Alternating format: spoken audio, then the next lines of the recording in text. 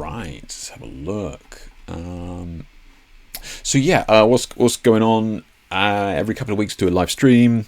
The way this works, if you're new here, do every couple of weeks, like I said, and the stream usually involves sort of me ranting about something. I mean, just discussing something for an hour, and then second hour we sort of go through the images that have been posted by the community, you guys, and people do that usually in yesterday's post. So here, this is the image I posted yesterday. I asked for you guys to post your images in the comments.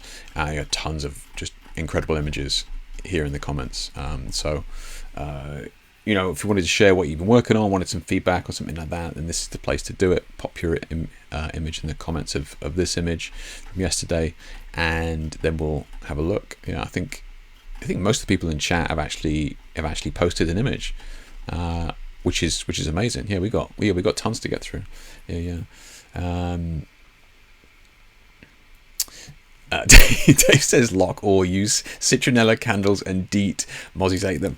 Man, I remember DEET, man. Jesus. Yeah, I was in Africa like a million years ago, and we took DEET with us. If you don't know, it is basically biological warfare. I can't believe that it's actually legal. It melts plastic, and you just coat yourself in it. And for some reason, mosquitoes don't like it. You were literally coating yourself in just biohazard material, and that's the only thing that will stop them.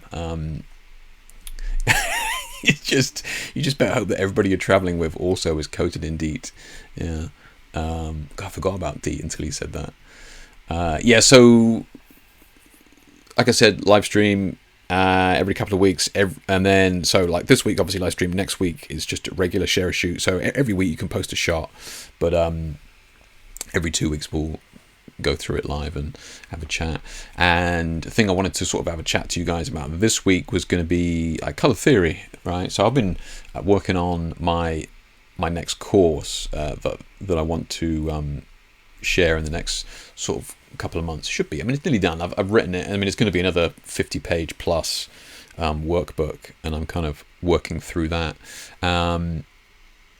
And the stage I've been working on the last sort of week or so, was color theory, and how color theory is obviously, paints and, getting dressed in the morning, what colors go well together, doing your house interior, what colors go well together. That's one form of color theory, and then I kind of wanted to go like a couple of layers deeper than that and actually look at color theory, specifically where we're involved, right? So us taking images, because there's a color wheel for artists, and there's really a color wheel for us, and how color mixes for us is very different to how pigment, for example, mixes. When we're using colored light, that mixes a very different way to the way pigment mixes. So I kind of want to have a chat about that, some of the pitfalls that I see people struggling with color gels, because that's exactly what that is, right? So you're watching me on a screen right now, and that screen is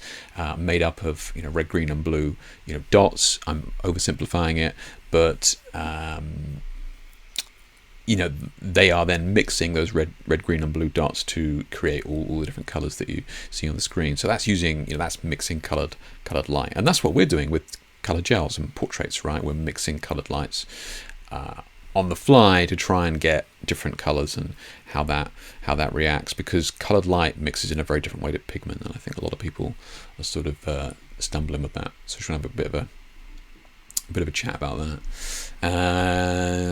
So I posted my image at the last second. I'm pretty new here. Hey, no worries, Alex. Yeah, you're absolutely fine. Yeah, I will refresh this, and that's actually a good reminder for anybody else who's in chat. I wanted to share an image.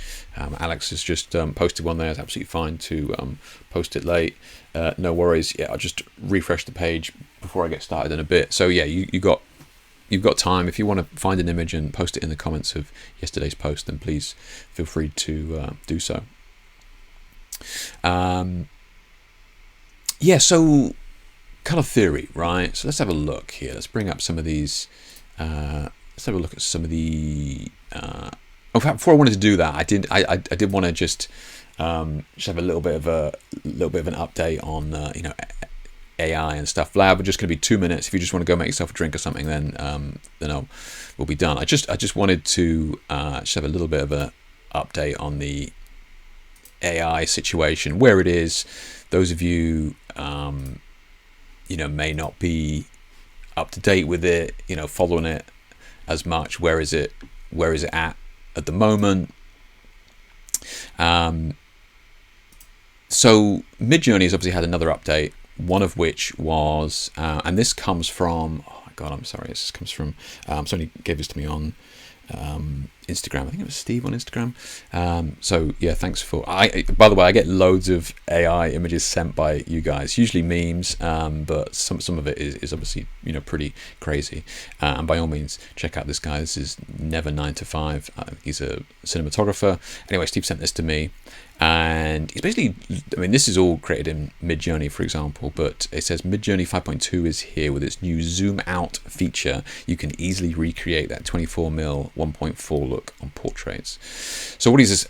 The way that I read this, it extends the background while preserving the depth of field, right? So you create the image, whatever, with your prompts, and then you can essentially zoom back out from the image, and it'll keep the depth of field that you've created at the time and fill in the gaps. That's essentially what Photoshop does anyway with the generative fill. But I suppose the point that I wanted to kind of get across here as to where Midjourney is right now, and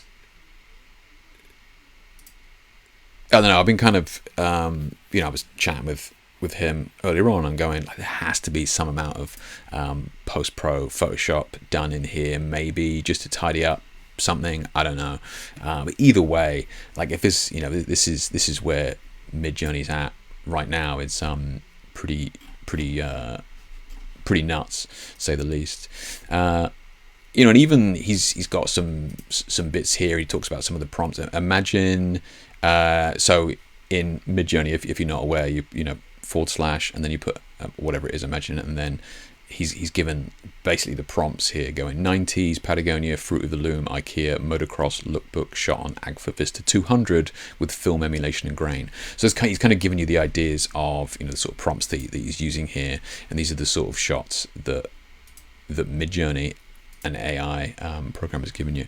Kind of interesting to see how it renders color, and like this guy is a cinematographer, so maybe he's colored this afterwards. Maybe this isn't straight out of Midjourney, but the fact that he's talking about the exact film stock and and asking for grain, and he's saying it's got to be 90s, it's kind of interesting. The look that these have is kind of indicative of those shots back, like 35mm shots back in the 90s there. Kind of nuts. This one as well, let me find the bigger one of this. Again, it's just another example of by all means check out this guy's work, but it's just another example of how it's rendering humans now. And for me, it's interesting as not only for the color grading that it's applying, and again, maybe he's doing a lot of this, I don't know, maybe he's doing a lot of color grading afterwards, but it's interesting how it's looking at light and shape, so like the surrounding light, and how it's affecting the models, especially the depth of field as well, right? Like it's kind of interesting to me as to like how much of this is it recreating and then going, oh, we need to make that out of focus, right? How is the AI going, oh yeah, like this is going to be the background, how much of it does it build in its mind's eye, if you like, and then go, okay, that's the background, we need to make that out of focus, right? It's kind of like the depth of field in some of these is huge. There's a couple more I just wanted to look at, and so he like this one, I mean, I won't open it up here, but this one, he's just getting prompts for like vehicle design and that sort of thing, which is kind of interesting. And this one, he talks about many filmmakers and photographers still fading Midjourney instead of using it to plan their own projects by creating mood boards. I presume he's insinuating people bashing Midjourney and that sort of thing, as opposed to taking advantage of it. And this is what I think is huge for a lot of people who maybe don't have a the creative vision to be able to get their ideas onto paper, right? I mean, you guys know I use that satellite 3D, right? I use that a ton to generate lighting setups, so that, I mean, and I send all of those to the client, right? I send all those to the client. I send the lighting setups to the client, so the client knows exactly what they're expecting, knows exactly what it's going to look like, and obviously I'll include additional real photos to give them the look and feel, or post-pro look and feel that's going to be applied to it. But I'm sending them very detailed mood boards, if you like. I mean, it's not a mood board, but yeah, I'm sending them setups that they can see exactly what they're getting. And this sort of thing is a really good use of it, right? So you can really get those ideas out straight away.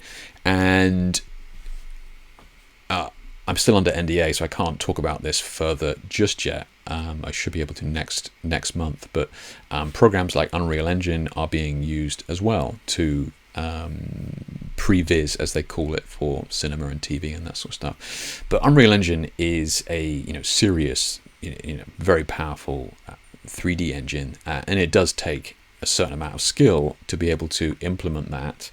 And you need a certain rig to be able to power Unreal Engine. The thing that's happening with AI that I think a lot of people are overlooking is the fact that it's done in the cloud. So the processing is done off-site. So you can do this on your phone, literally, and create previs like this on your phone instantaneously.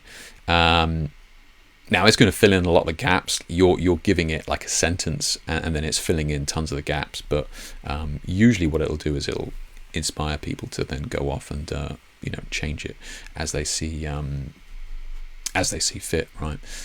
So yeah, interesting. Yeah, super interesting indeed. Was there anything that I was going to show you? I think that was pretty much. I don't think there was anything else I wanted to. I mean, these are all nuts, really. Yeah, these are all crazy. But I mean, I'll just open this up now. It's just talking about products, right? So again, you're giving it prompts to create products, which I find nuts. So you can really see how design is just going to grow far quicker like this. Yeah, nuts. Absolutely crazy. How we doing? Check out people join in. Let's have a look. Oh, you posted an image, Paul? Yeah, no worries. Thunder says, do you still use flash strobes and gels in combination, right? So just use road lights now. A mix of both, Thunder. Yeah, it's good question. So sometimes I'll just use rotor lights, just for the simplicity, just the ease of use, like LEDs. What you see is what you get. And sometimes I'll only use flash, mainly because I'm doing very controlled hard lit shots, so it's kind of difficult to achieve some of those looks with LEDs. Sometimes I just need extra power, if it's a bright room or something like that, so I just use flash. And then a lot of times I'll be combining both, so I'll use I will use the rotor lights example just for the millions of colors. I can really fine tune a specific color, and then I'll also add maybe a flash in there to give me hard light as well. So at the moment, yeah, it's definitely a mix of both. Yeah. It was you, Steve. Yeah, no worries. Oh, is that your avatar on here? I didn't realize it's the same Steve. Right. Okay, that makes sense now. Okay, cool. Yeah, thanks for posting me. These are nuts, Steve. Yeah, I certainly. I mean, I don't really follow any AI work, but I mean, obviously we all knew it was going to get better, right? But it's definitely interesting to see. There's one thing that contains AI, and I'm not bored about. The denoise button in LR. Okay, so that's what that is. That's what that is, Vlad, is it? So at the moment, the current version of Lightroom is using some sort of AI algorithm to work out the grain. Is it interesting? Yeah. Dave says, can you explain to me what this AI thing is, Jake? It feels like I should have heard about it by now. I know you're trolling me, Dave. I know you're trolling me. I know, Dave. Yeah, they've sorted out the hands, but we all knew that was going to happen, right? The hands are going to be fixed in moments. Yeah. Hey, Darius, how you doing, man? Yeah. So Gray says, so these are digital images captured with the DSLR but filtered with an AI. To my knowledge, Gray, and I got to be honest, it seems hard to believe, but these are all no cameras used in these. This is all unless he's trolling us, and to get traction or something like that. Then these are all AI generated. So yeah, all of these are just fake, if you like. And I mean, I keep looking for it, like the eyes sometimes, but then you would see that in retouched images anyway. Sometimes the eyes are looking a bit too good, and you're like, well, okay. One thing that you can tell is text, right? So, right, this sort of thing here, AI will often emulate the appearance of text, but it won't actually say the words, right? So it's emulating the appearance of text, cleverly, but it's not actually saying anything.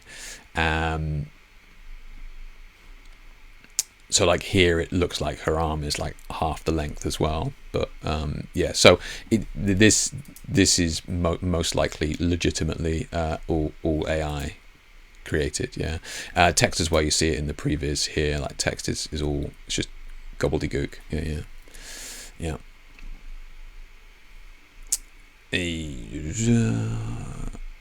So yeah, to answer your question, 100% AI generated images.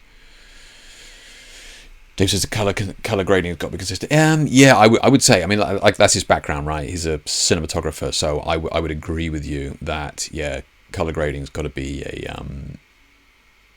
done afterwards, which is fine. Okay, you're getting dropouts. Is it maybe when I'm loading up the images? Is it dropping out? Yeah. Got no idea what it actually is, but you can take a raw file and GoPro push it to generate a tone, noise, and click denoise look acceptable. Honestly, I've been saying that for years though, man. But the I mean, I literally been saying it for years that the denoise on or in Lightroom is black magic. And like some of the stuff that it manages to do is just mind blowing. Yeah, I didn't actually realize that it was using AI to do it. Yeah. It's got better since I posted. This must be. Yeah, I think it was just because I was loading up all those images. Yeah. So yeah, I mean, look, this is what I was saying to Steve on IG the other day. I was just like, there's just no way anybody glancing at these is going to know that these are AI. Like 99.9% of people are just going to assume that this is all real. And as long as you're steering clear of text at the moment, and I don't think that AI will want to fix text because they're probably trying to avoid copyright infringement. So I doubt that that's hands and fingers and stuff. We all knew that was going to be fixed, but text and stuff, I don't think that they'll fix that because they'll be liable for copyright infringements. So as long as you're creating images without any text in it, it's going to be very, very difficult for you to see if it's real or not, right? Like an image like that, no word of a lie, would take you many, many years of skill and knowledge to be able to shoot something like that, right? Apart from the fact you got to find the location, you got to fill it with smoke, you got to light it, you got to balance it out, a million and one things that you would do.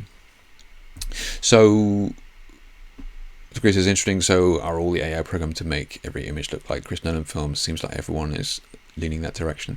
So that's a good, so you mentioned a really interesting point there, Gray, and again, this is what Steve and I were chatting about the other day. In that, and he mentioned this, that like they're all starting to look similar in terms of a color grade. Now, some of us here are assuming that he's color grading these himself, maybe, but what's happening here is that all these images are looking super generic with regards to the like to the finish, right? They're looking very Instagram. They look like all got that final color grade to them that is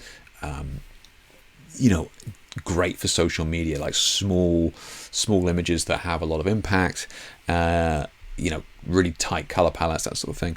And you know, this is only going to feed into itself, right? So the more AI images that we see like this, they're only going to reference themselves to get inspiration from that. So we should see a snowball effect from that. And I don't know, you know, it kind of, you know, Vlad, I know, is you know, hasn't really got much time for AI, and I'm of a similar mind in that I keep hearing people say, "Oh my God, Jake, like you need to get on board with this. Like, you know, this is the future. You have to, like, if you're not doing this, then you're just gonna be left behind." And it's absolutely, we should all be aware of it, and we should all take it in, and we should all, you know, be mindful of what can be done. But like that's like going back to the 1800s when the first camera was invented, and everybody going to paint us. Guys, you are like Lamau, you are using a paintbrush. Like this is the future. This camera is the future. It's just nobody's going to be painting in the next 5 years. Everybody's going to be using a camera. Right? That's not what's going to happen here. There is certainly going to be tons and tons of AI artists, and that's fine. But the camera isn't going anywhere. Just like the paintbrush isn't going anywhere. And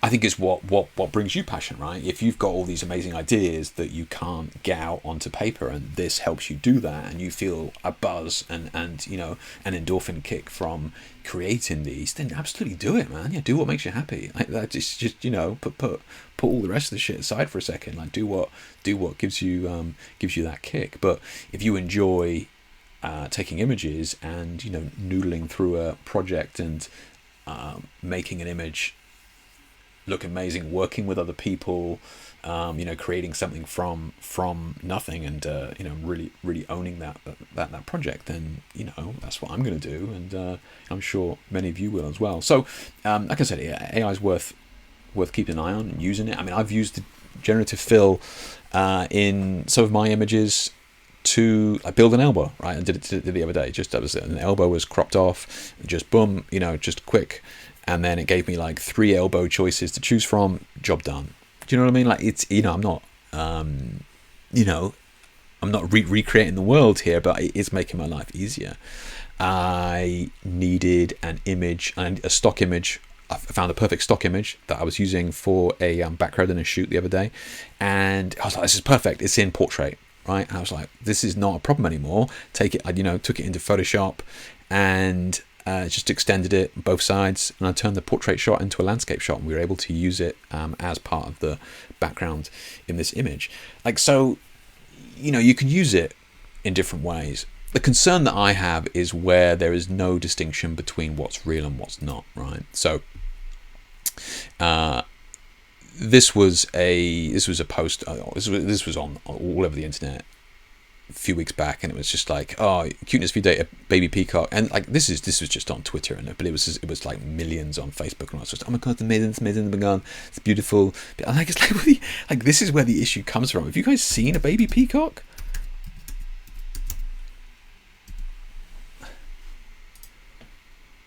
That's a baby peacock. Right now, this is not a big deal, right? It's just Jake. It's just a peacock. Like nobody's like, yeah, okay, fine. So, like this made somebody happy, right? Somebody saw a beautiful image in it, and it made them smile. Jake, what's the big deal? Sure, I agree. Yeah. But there's just going to be so many AI images being generated that we have to be careful or mindful of swamping the internet of reality, right? Because we all know, like, I just googled something, baby peacock. I didn't take that picture.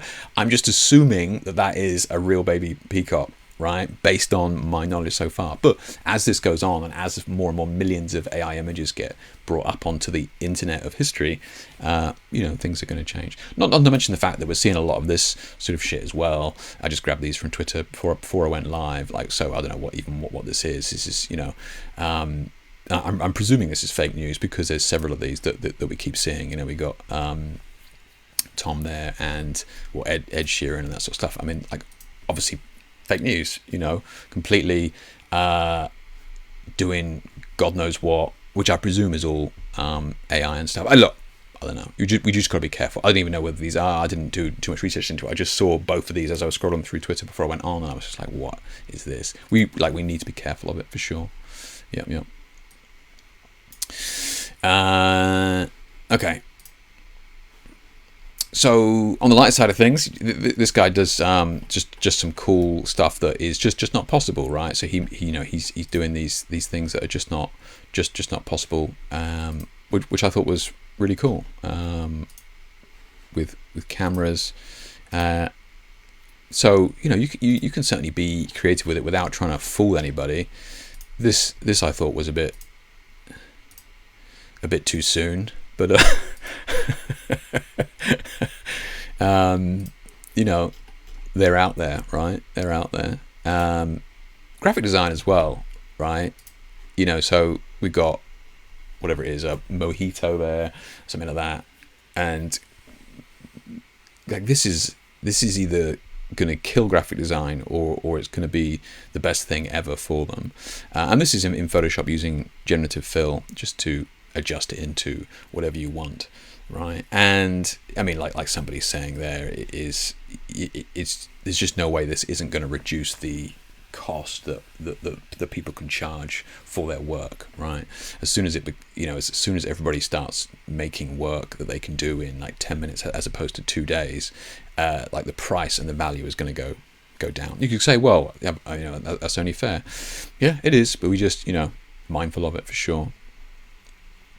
Oh, and this one, yeah, AI Photoshop was getting way too realistic. Change camera to Nikon.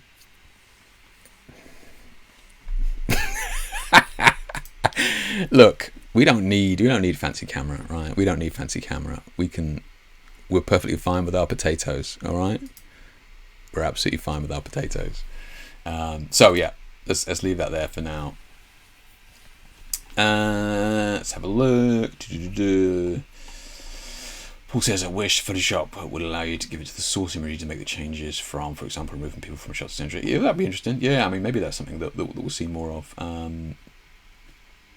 in the future, right? Like paid versions, pay more to have more layers, almost like a layered PSD sort of thing. Yeah. Hey Miriam, how you doing? Yeah, all good. You're good. We just ranted about AI for 5 minutes. You're all good. You haven't missed anything. Okay, so let's get cracking with color theory here a second. Look, I know AI was all the rage, a year or so ago, and it's still big news now, for sure. Is anybody still using it? I haven't used it in nearly a year. Apart from the generative AI in Photoshop, I'm talking about Midjourney and that sort of thing, Diffusion, DALL-E, that sort of thing. Is anybody using those, or you just haven't touched it since it was popular? Let's have a look where we got here. Okay, so I got some bits I want to go through here. I know, Steve, right? Yeah, Sony's Revenge, exactly. I thought I'd put that in there. Look, we can take great images even with a potato, all right? So, we don't need the crutch of Sony cameras. Yeah, these ads for generative AI designs are false advertising. You can't generate text as they try to show. Oh, interesting. Okay, yeah, true, because there was text on there. Yeah, you're right. Yeah, gotcha. Do good things. Good roundabout. Yeah, I mean, yeah, as always.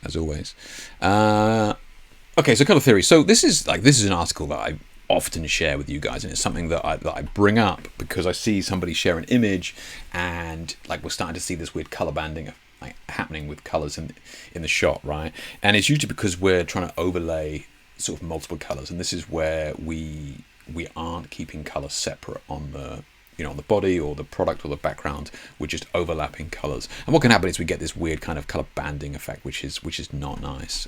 Just looks nasty. So there's a couple of reasons as to why that's happening, and bottom line, this is the subtractive color wheel here.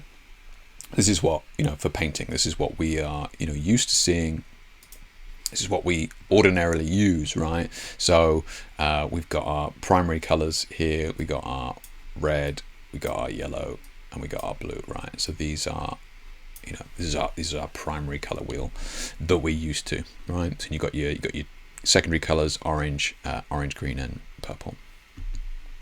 What we've got over here is the additive color wheel, and this is for screens and light. Yeah, so light, additive color wheel, as in to mix light, so your screens, TVs, that sort of thing, and colored gels where appropriate, right? So, and this one is using RGB, right? So red, green, and the blue, right? So this is the additive color wheel, and this is kind of important for us because we can kind of use that to be mindful of what colors are going to be affecting when we're mixing them.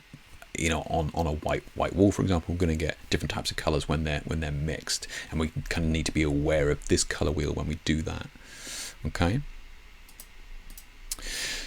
So here we go. Yep, got it here just to show you that. Here I'm just talking about color theory, which go into a bit more so in a bit. And this article goes into a lot of detail here, but it does kind of skip around the fact that different colors create different types of colors than we would ordinarily expect, right? So red and green, when we're using color gels, will create yellow, okay, which is really weird to us because that's certainly not what happens when we do that with paints, right? You know, that's definitely not how we make yellow with paint. Now, there's a couple of other things that happen here as well with when certain colored light is mixed, and one of those is going to be purple and yellow. It kind of neutralizes itself and it is gray. Same with orange and blue, it neutralizes itself and creates gray, right? So this is why this very first image that I showed you is happening, because this was taken a long time ago by me, but these gels are overlapping, and where these colored gels overlap, they're going to create a new color in the middle, and that's why it's looking this weird gray color here. And this is why a lot of us get color banding. It's because we're not controlling the light properly. Okay. So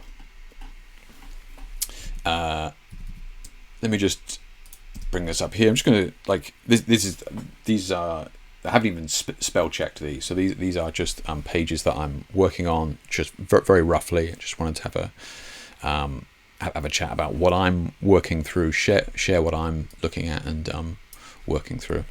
So, like I said, this is from my upcoming workshop, and I'm working on the course notes now, as it were. So again, just talking about the color wheels, I've already spoken about those.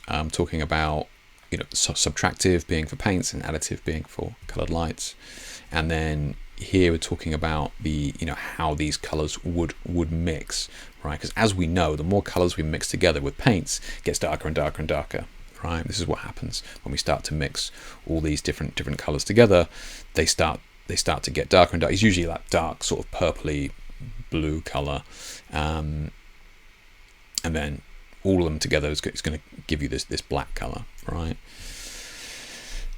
Now it's the opposite with lights, and this is where people will come to me and go, Jake, I'm doing my color gel shots, and they're looking really washed out. The colors are looking washed out. Colors are looking really faded. Like, I'm not sure what's going on. I'm using your gel packs to really, saturated gels, but when I use them on my model and my background, they're just all washed out. Like, why is that? Why is that happening? And this is why this is happening, because we may be of the mindset that mixing colors, is going to give us darker colors, right? It's actually totally the opposite of that. When we start to mix color gels together, we're actually getting closer and closer to just white, right? Because a rainbow is made up of a entire spectrum of color. When all those colors are combined, we get white light, and that's what's happening here with these colored gels. Okay, so we got the red, green, and the blue, right? RGB. This is what happens when we do that. When we mix them together, this is what we get: white light. So if we are not careful with where we're layering our color gels, they are just going to be washed out, and they're just not going to have any color at all. And this is usually exacerbated by the fact that I see people like put a color gel on a strobe or something like that, and it's like, oh, it's a bit washed out. What they'll do is they'll go up to the strobe and give it more power, which in their mind is like, I'll give it more color, right? I understand where that's coming from, as in, you know, I want to put more light through that gel to give it more color. And, you know, ironically, it's actually the worst thing you can do. And in reality, what you need to do is the opposite, is actually turn that down. In fact, turning it down, it's usually going to give you more color, not less. Okay, so here I'm just talking about the difference between the two. Like I said, like none of this is spell checked or anything like this. I just grabbed screen grabs just to chat to you about it here today. And again, we're just talking about where these kind of, you know, secondary colors come from. The, you know, the red and the blue, red and the green, green and the blue, and how they're creating their secondary colors here, right?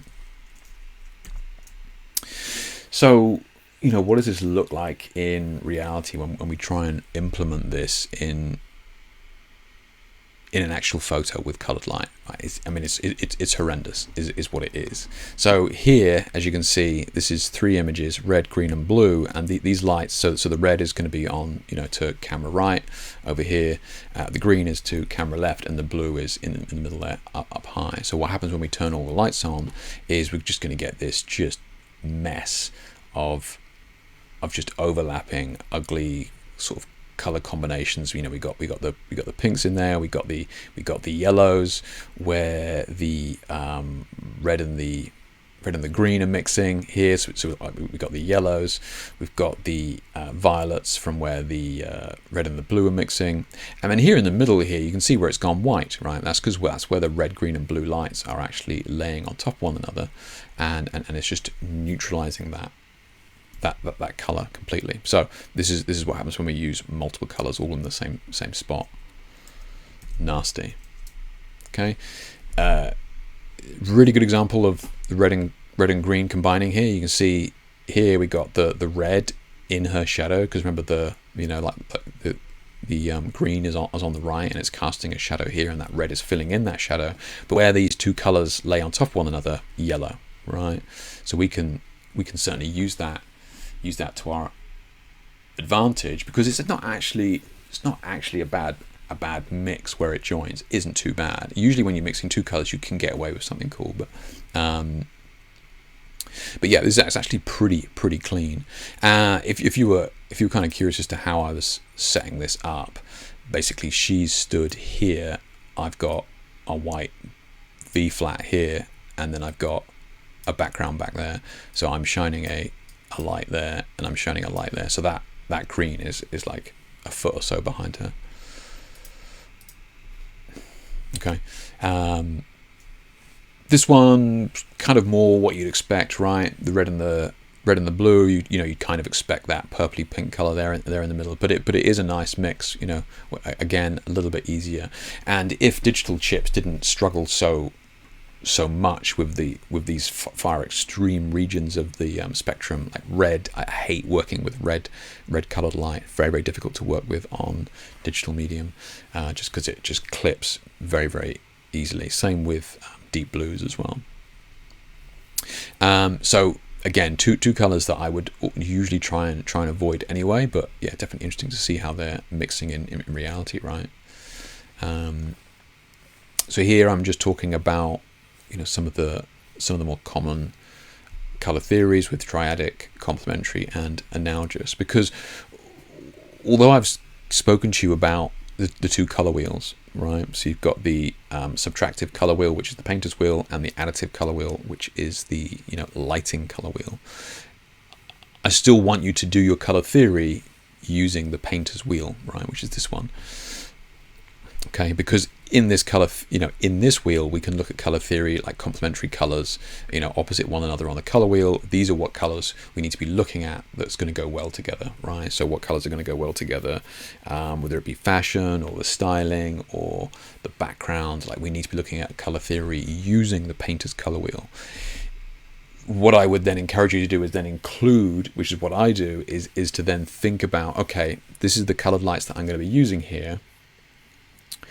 What's going to happen when I do that? Am I going to be getting weird color? Am I going to be getting other color combinations in there when that starts to happen? That's when we start to use the additive color wheel, like the light color wheel, to be able to work out, okay, I'm going to be using red and green in this image. What's going to happen when I do that? you know, you can go to your additive color wheel or whatever and go, okay, we're gonna start to see yellow in there, right? So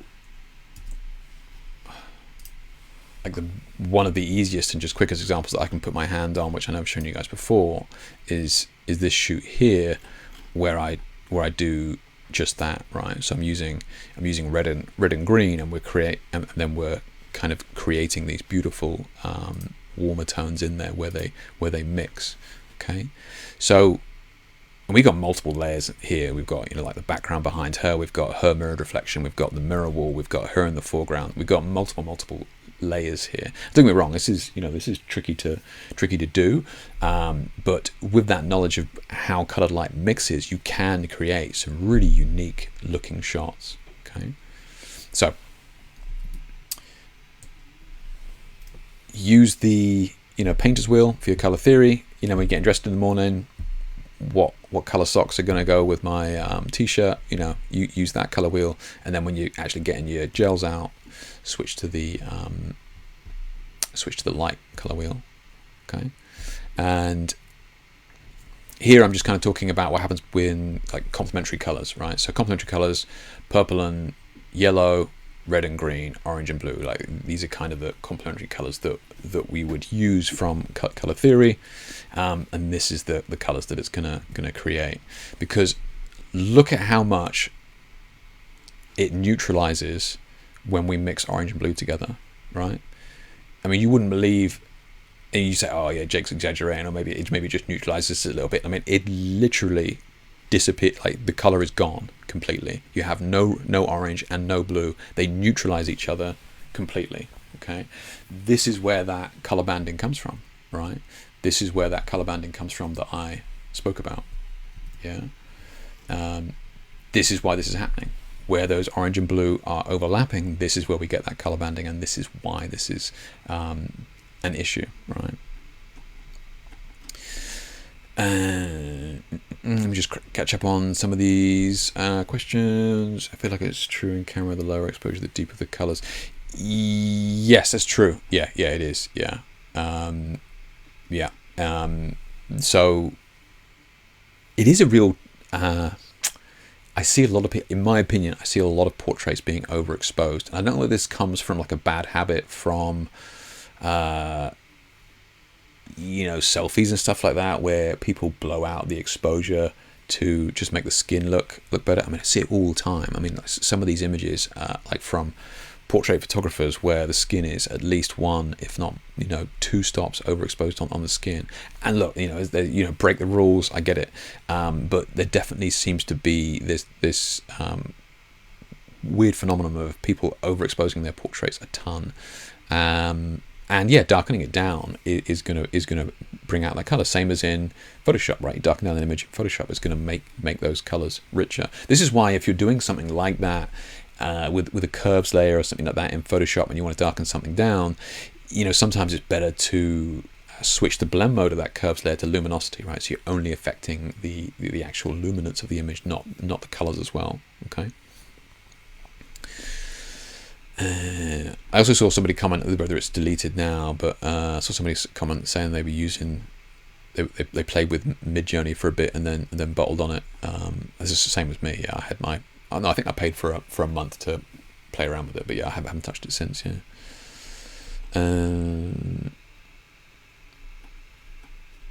What's that? You like what, Dave? What is it? Was it like the color? Do you pick the colors from the scene first and then figure the lighting color out once that's set? Have I got it right? Do you pick the colors for the scene first and then figure the lighting color out once that's set? Yeah. So maybe I covered it since you asked that question, but let's just skip back here a second. So to your point, yeah. So like I said, we want to be doing our color theory here, right? So if she's wearing, a yellow coat, right? We want to go, okay, what color do I want to make the background? I want to make that background a color. What would go well with that yellow jacket, right? So you want to be using this color wheel to do that. So you go, okay, so this is the color of my styling. what are my options here?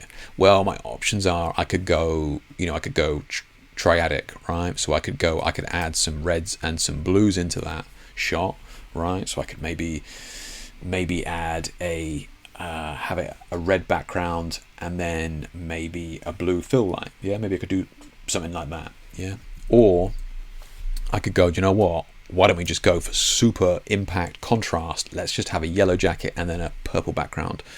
Do something like that. So work out what colors you want to make work, and then just be mindful of how the colors.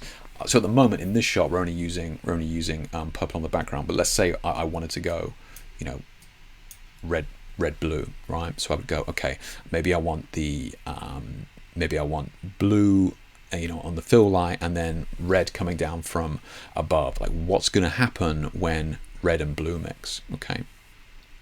Now, what I've done is I've put together a cheat sheet, if you will, of all the different color combinations, which will obviously be in the workshop when I put it out. But yeah, I'll put all the different lighting color combinations. You can just quickly go, okay, these are the two color gels I want to use.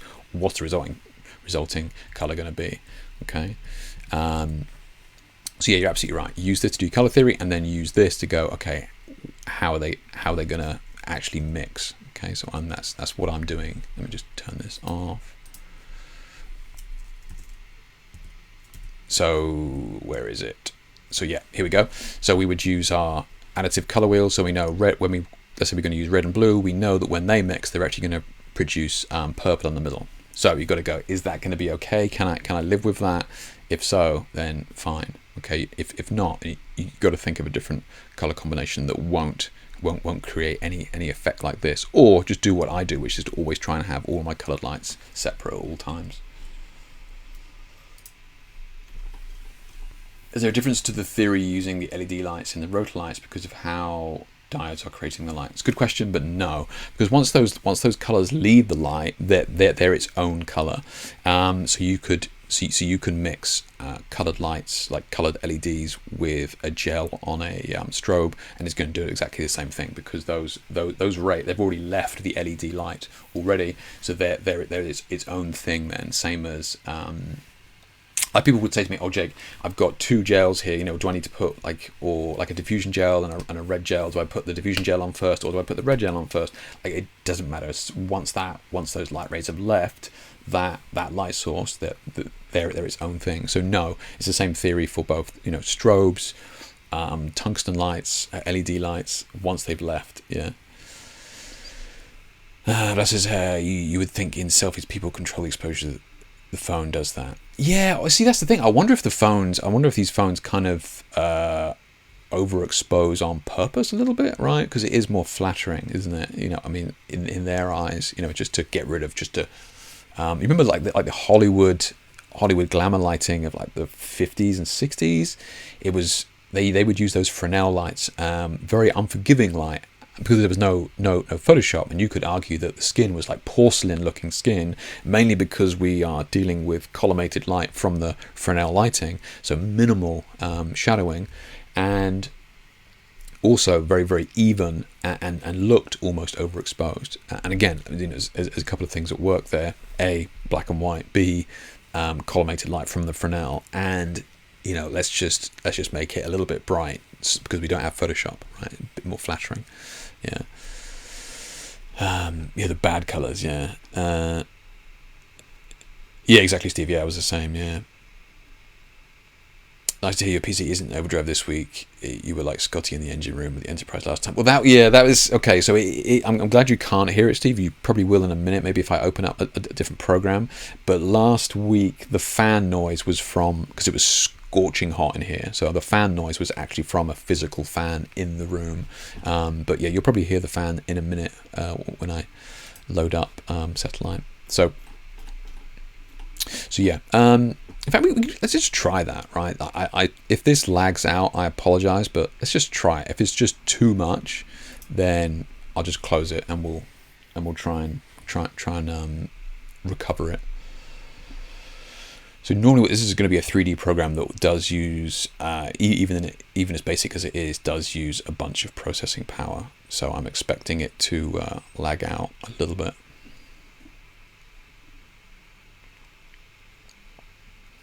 So if you're ever curious, you've got this program and you can do this yourself.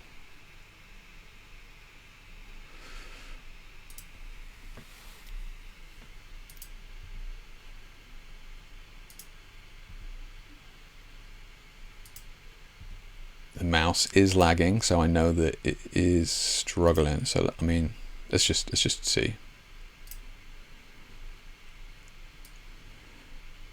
I'll at least show you what I mean, how you can try this yourself.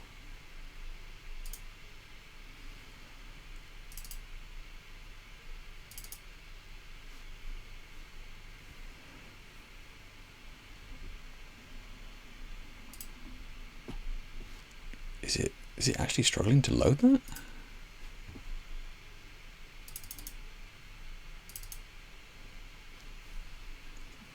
Okay. Okay.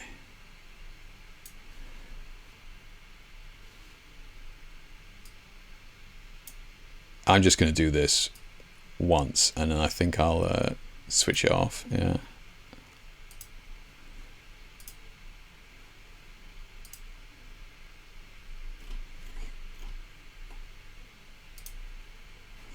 So I'm just using an optical snoot here just because it's going to give us a very controlled pool of light.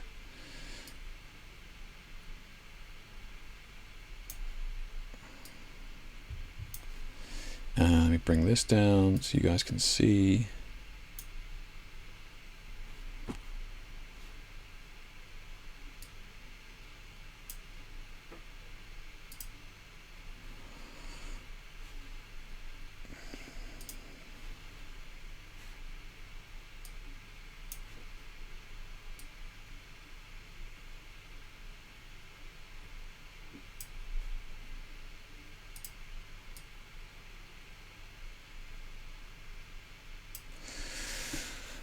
Okay, you guys can see that. Okay, so look, in its simplest form, we can just pop colors on this, right?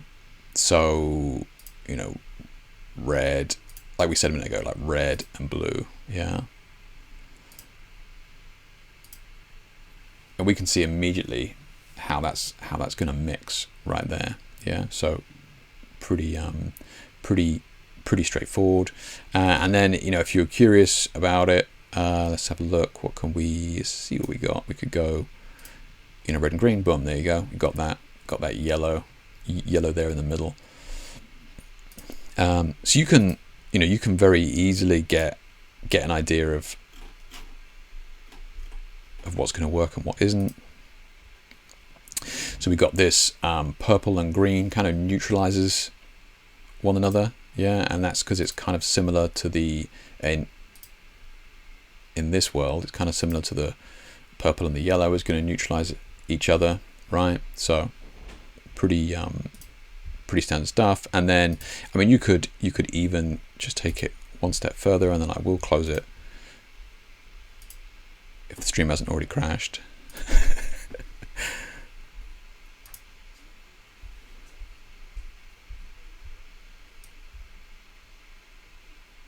Oh yeah, that's exactly what I wanted, thanks.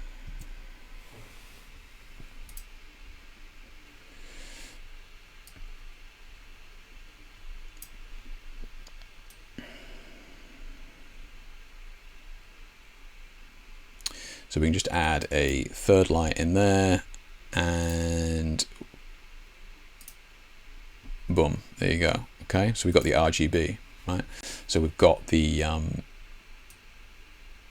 yes, so we've got the red, the green, and the blue there, and you can see where they cross over. You're going to get these individual colors. So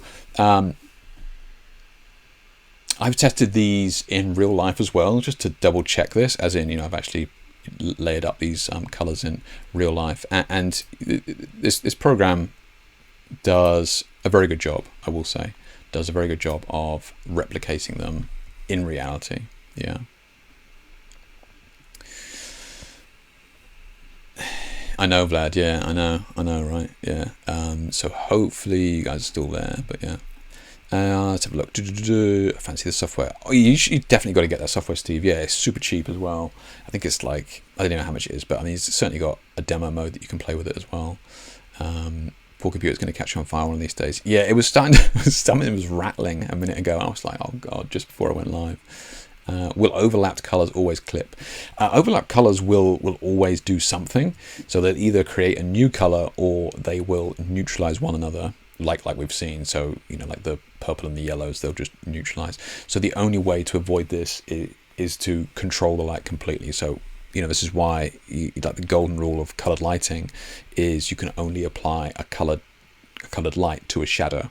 Okay, if you're not applying a colored light to a shadow, that means that you're going to be creating a different color, a different, neutralization is going to be affecting it in some way. So, when I'm doing my shoot, I will tend to turn all the lights off and turn one light on at a time. Let's just say it's on this side of the face and go, okay, so I've lit this side of the face, right? Turn that light off, turn this light on. Okay, they're separate. If this light starts creeping around onto this side of the face, then I know that I'm going to start to get this weird banding or different colors completely, right? So something to be mindful of. So we spoke about this as an example. So we said about the primary colors, right? So the red, blue, and the yellow. I think it was, who was asking about, was it Alex? Yes, Alex was asking about, do you use, what color wheel do you use for each? So you want to use the regular painter's color wheel for the color theory. So this is the primary colors of red, blue, and yellow. You see this a lot in design, right? The Burger King logos use these three colors all the time because they're the primary colors, the core triadic colors.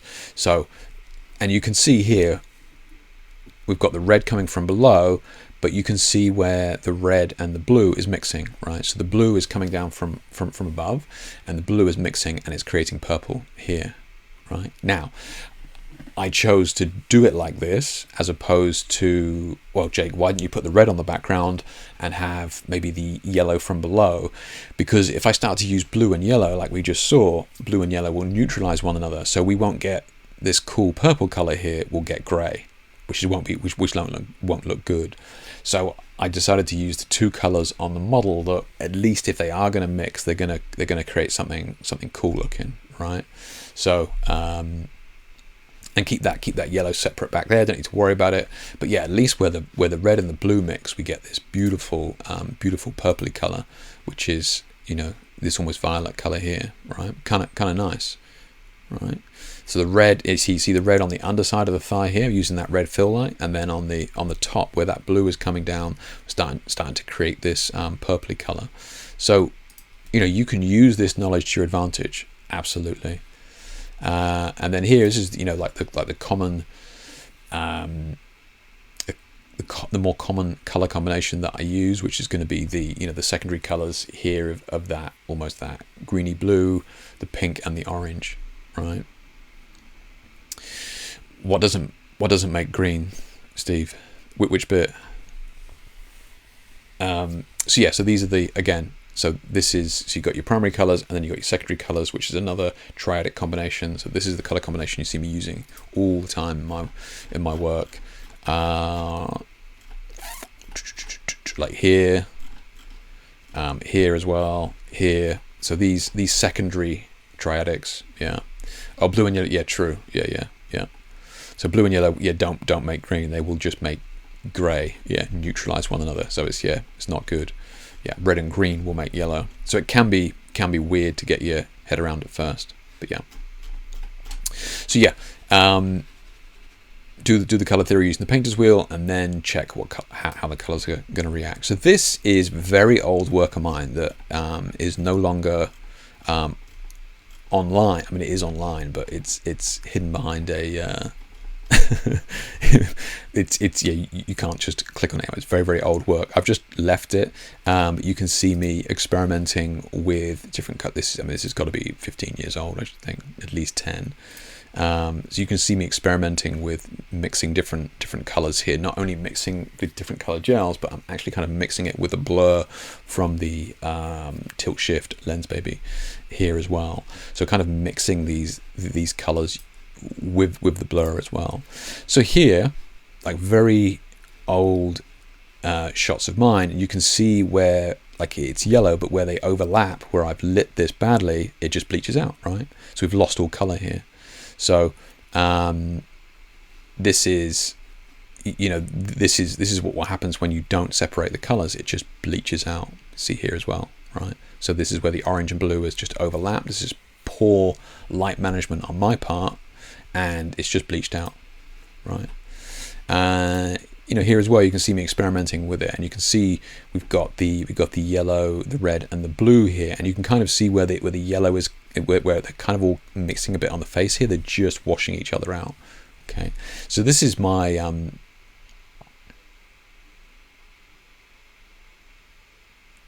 okay, Vlad, yeah, thanks for that. Okay, yes, good shout. Yeah, so we can see me here. I'm kind of playing with these colors, kind of seeing the results that I'm getting. So this is like the old, yeah, some of my older work where like real bad light management. You can see where it's all bleached out here. This is not done with proper lighting. This is done with just poor color management. Okay, so yeah.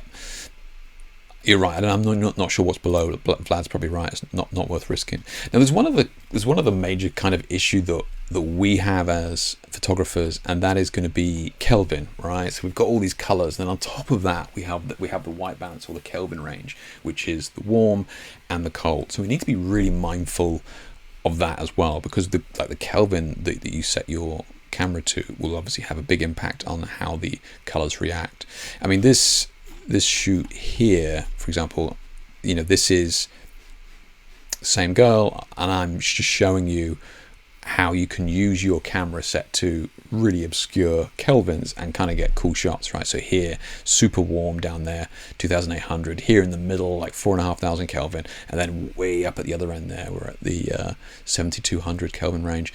So, you know, you can do what you want with the Kelvin. Just be mindful that you can use it as a creative modifier. And this is kind of an interesting topic, because it really speaks about how we're kind of taught that Kelvin and white balance is this set in stone law that we all have to abide by, where it really isn't. You've got, you know, Nikon here think that flash is 5,400 Kelvin. Canon, for example, think that flash is 6,000 Kelvin. So, you know, even two of the largest camera manufacturers in the world can't agree on what Kelvin certain things are. We've got, what do we got? So incandescent 3,000, 3,200, shade 8,000, 7,000. Like, you know, even they can't agree on what the accurate Kelvin value is. Okay, so yeah, just be mindful that Kelvin is super powerful. That's an old article. So we're talking about color theory, right? And you know, what colors we should use and all that sort of thing. I kind of wanted to just touch on this, because there's certainly certain colors that will be trending at a certain time, and I would say that, you know, we've kind of come away from the highly saturated colors into a little more of a softer pastel-y colors in recent years. And, you know, one of the sort of big dictators of that is like is Pantone and their color of the year, as it were, what's going to be in season next year. So they'll come out with Pantone color of the year. I forget what this year's is. It's not worth knowing, but it is a thing. Here you go. So this was, I don't know when this was several years ago now, but this was I mean, and I'll be honest, I did call it years ago. I said these pastel tones were going to be a thing, but yeah, these very soft colors, and it was you know, it was green whenever it was in 2013.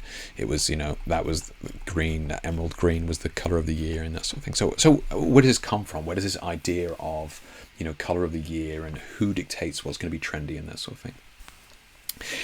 This is actually pretty pretty fascinating. But what Pantone does is it will speak to basically all the major like fashion labels and brands, and they'll go, look, and I'm paraphrasing, but look, we'll tell you what color of the year will be next year if you pay us to be part of this group, right? And we'll let you know, and we'll let you know what that color is. So if you pay us, we'll tell you what next year's color going to be. And you may be thinking, well, why would you pay? Like, why would you pay to know what the color's going to be? Just do your own thing, and like you're just going to sell the clothes and that sort of stuff. So it's kind of a clever situation that happens here. So let's say that Pantone, which they do, usually get most people on board, right? So they'll get most people on board, and let's say you're a major fashion label, and you're going to go out and you're going to make this whole line of clothes that you're going to bring out in 6 months' time, right? And let's say the color of the year is going to be, cornflower blue or whatever it is, right? And then you bring out this clothing line that is blood red. Okay, so that means that all the other people who have paid Pantone to know what the color is going to be next year, right? They're all bringing out cornflower blue clothing, okay, and cars and lipsticks and all that sort of stuff, and you've just brought out a blood red collection, right? So you are definitely not on trend. So can you kind of see how they almost bully people into going, look, you pay, we'll tell you what the color's going to be, and if we all play by the same rules, if we all release cornflower blue clothing and cars and lipsticks next year, that will be trendy, right? And that's literally what it boils down to. It's a purely manufactured color that they've somehow managed to get a monopoly on. That they'll speak to all these companies, and everybody brings out the same color.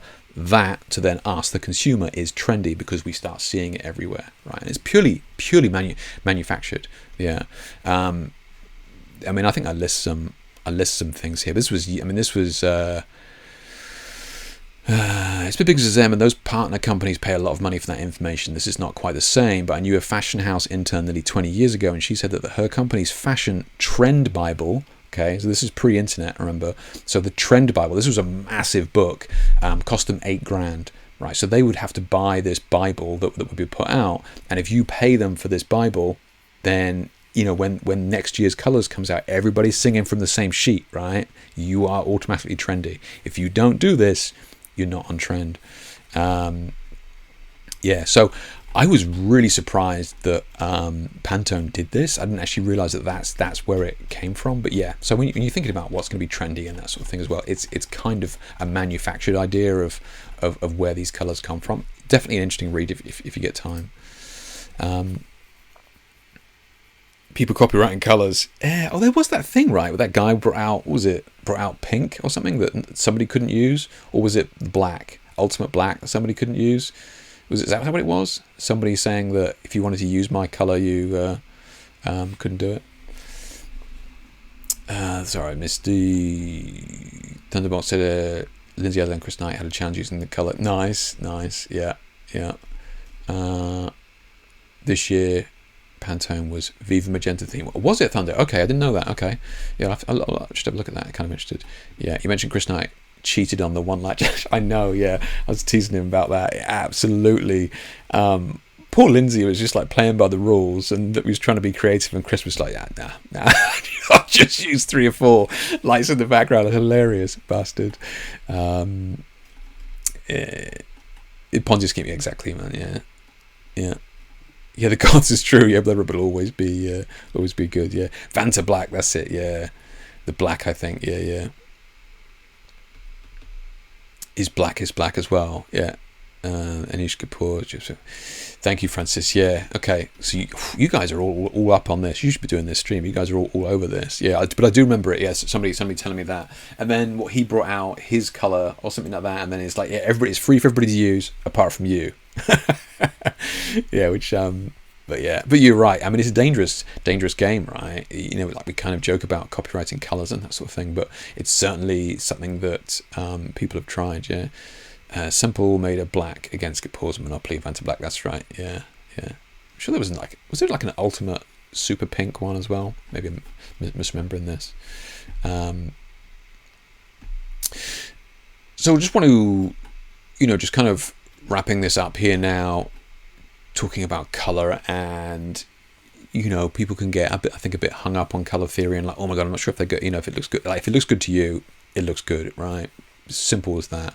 I wouldn't get too hung up on color theory. And to be fair, I've always kind of joked that you could find any combination of 2 or 3 different colors, throw them in a pot, and you'll probably find that somebody's given it a name. We've got analogous, we've got pentacolors, we've got complementary adjacent, we've got quadricolors, triadic colors, like analogous. Like there is, every color combination you can think of has a name. So you can get away with pretty much anything. But my point here, just on this article, is are you still chasing that perfect color? Right. So people will quite often reach out to me, or interviews, podcasts, and that sort of thing, and they go, look, Jake, you're known for your color, famous for your color work that you do. Can you share with us your workflow and how important color is to you? And a lot of the time they are pretty amazed to hear that I don't use a color checker and never have done. I'm not using a gray card. Okay. Never have done.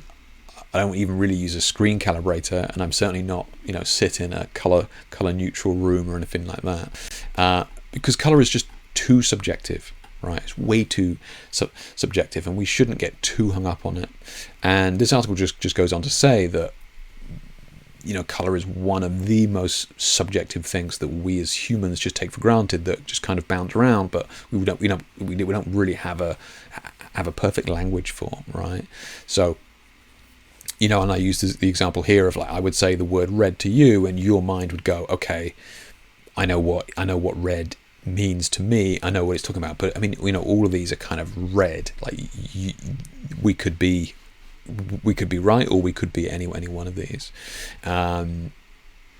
You could then go, okay, well, I want, deep blood reds. Okay, so now we're getting closer to understanding one another. Okay, so I don't just mean any red, I mean deep blood red. So now we're kind of, okay, so now I know what you mean. But still a lot of variance, right? Still not exactly on the same page. And then we can come down to, okay, let's just give it a code, and this hex code, so we know exactly the color that you're looking at, exactly the color that I'm looking at. This is the code for the red that I mean. Cool. Everybody's happy. And this is what Pantone does. Yeah, Pantone shade 3 or whatever it is, right? And this is what the hex code is, so that we're speaking the same language. But even that being said, you're looking at a different red to the red that I'm looking at. Okay, when we're babies, our eyes see in hues of blue. When we're older, our eyes see in hues of yellow, oranges, browns, that sort of thing. So your screen is going to be different to my screen. We can be talking about exactly the same color, but it's not the same color. And this all goes to say that don't get too hung up on it, right? And Wibbly's there. What about the psychology of colors? Do you think that can alter emotional response by the use of color? 100%. Red is a great example, right? So red means something completely different in the East to it does in the West, right? My wife's from Hong Kong. Her wedding dress was red. The reason being is because white is the color of death in Asia, right? So whereas white is this virginal pure color in Western culture, white is the funeral color. So like these colors will have a deep rooted like semiotics of color. That's exactly what that is. The semiotics of color is how these colors mean something to us based on our history, right? So absolutely. Let's just come in here, let's have a look. I was just going on about, is there a tendency for Pantone colors to be pastels, not to be thick? I thought they were standard colors, but every time I see them in Photoshop swatches, they all look a ton of pastels. I guess that's because like maybe the core colors are already covered elsewhere. But no, I don't think they. No, hear what you're saying, but I think that you can. They definitely have all the colors there. But yeah, you are right. It does seem to be Yeah, see, they got all the main colors there. But you are right. For some reason, it does seem to be, maybe that's just the aesthetically pleasing colors that we see, and just red is just red. Whereas, ooh, I love that pink. Ooh, that's sophisticated. Or it's a Pantone. 2011. Oh, my favorite. I don't know, but yeah, you are right. The pink. Oh, it is. Yeah, so it is the pink they can't use. Yeah. Specific, not in general. Yeah. Oh, thanks, Steve. Yeah, I'll have a look at that. Yeah. Art fight. Look at eyes and the way we react to different colors in relation to gender, hair color, etc. Yeah.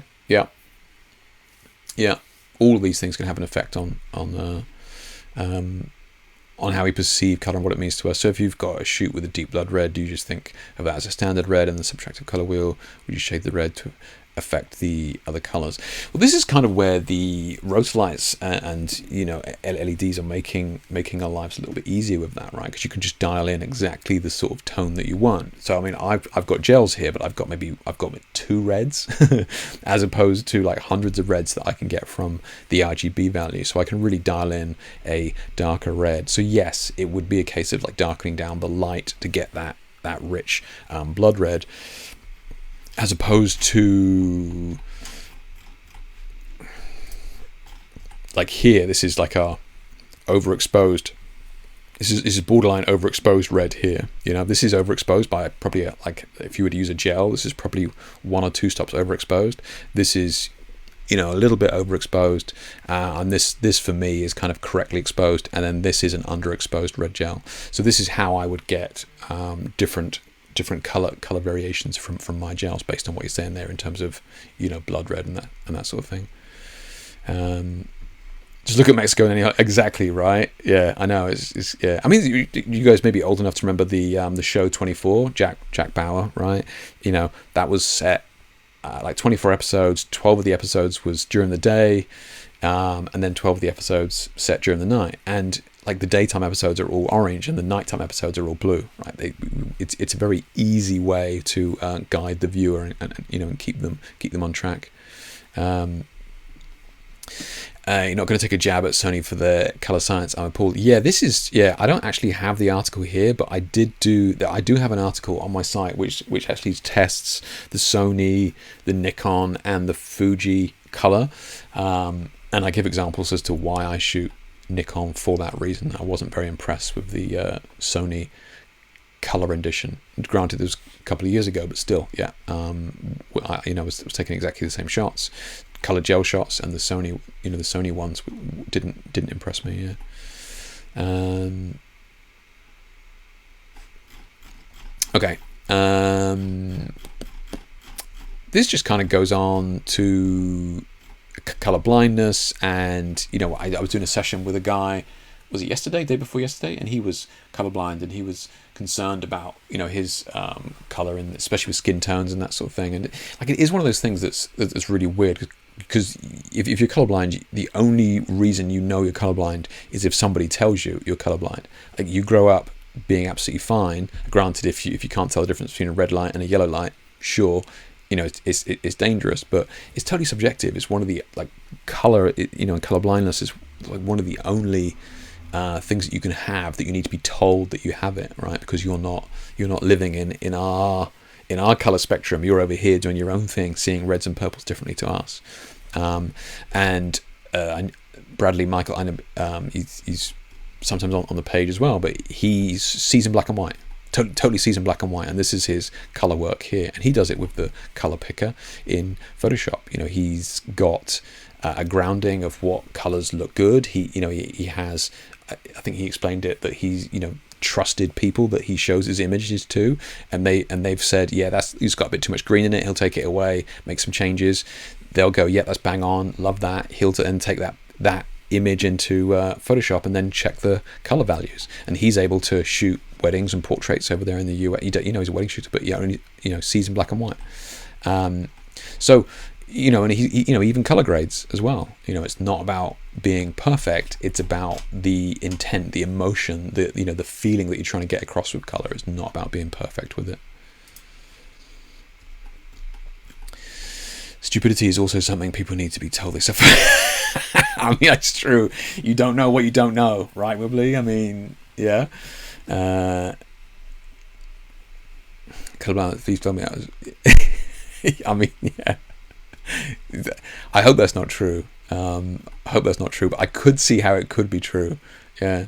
If you ever fancied a Fuji X100 series, the fun carry around, people seem to love it.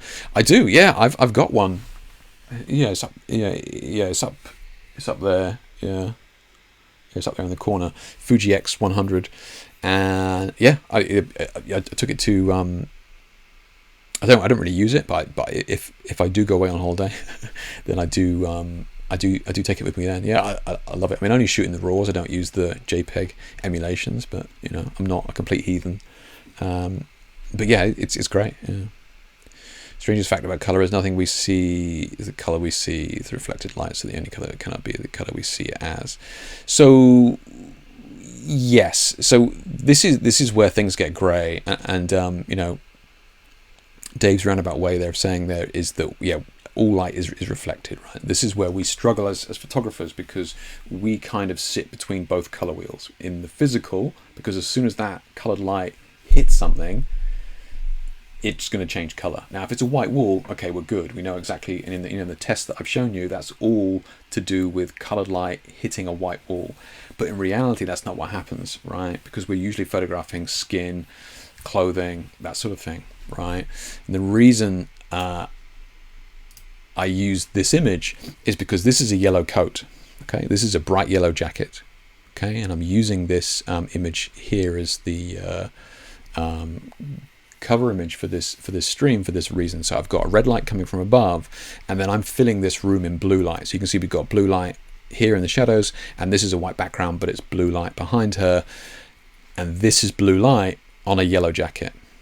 Okay, so this is where we start to struggle, right? Because now we're combining both color wheels. So okay, we're mixing the colored light. This is where it mixes here. So when the blue and the red are mixing, I've actually had to patch out a little bit of a color banding here.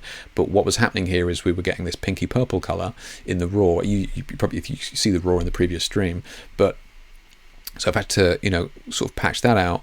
But what's happening here is the blue light is falling on a yellow jacket and it's turned green. Okay, so this red light is falling on a yellow jacket and it's fine because it's dominating it. But yeah, this is where we need to be careful as well, as to not only dealing with mixing colored light, but also the surface that it's going to be falling on. Okay, so yeah, to your point there, Dave, we only see the reflected light. Yeah. Lastly, just talking about this guy here, I forget his name.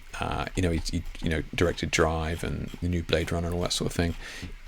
He's colorblind as well, so this goes into some color blindness tests, and there's some of the interesting ones there. If you're interested, have a little bit of a play with that. It's kind of interesting. This is the easy one here. Okay, this is the easy one. And when I say easy, this is really designed to work out whether you do suffer from one form of color blindness or not. Okay, and then this one is the this one is the big boy, right? This is where you got to arrange the all these squares. Is it? Oh, there you go. Yeah, it's just lagging for some reason. Yes, so you've got to arrange all these squares from light to dark, or in the hue. That's difficult. That's difficult. So it's kind of interesting. Give it a go. But yeah, a little bit fun just to see where you land with it. Yeah.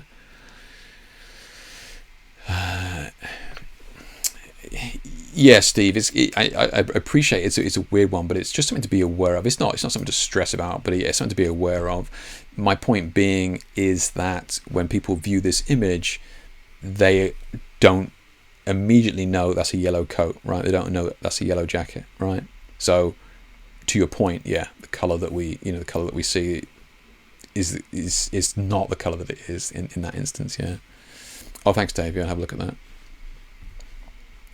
Okay, so I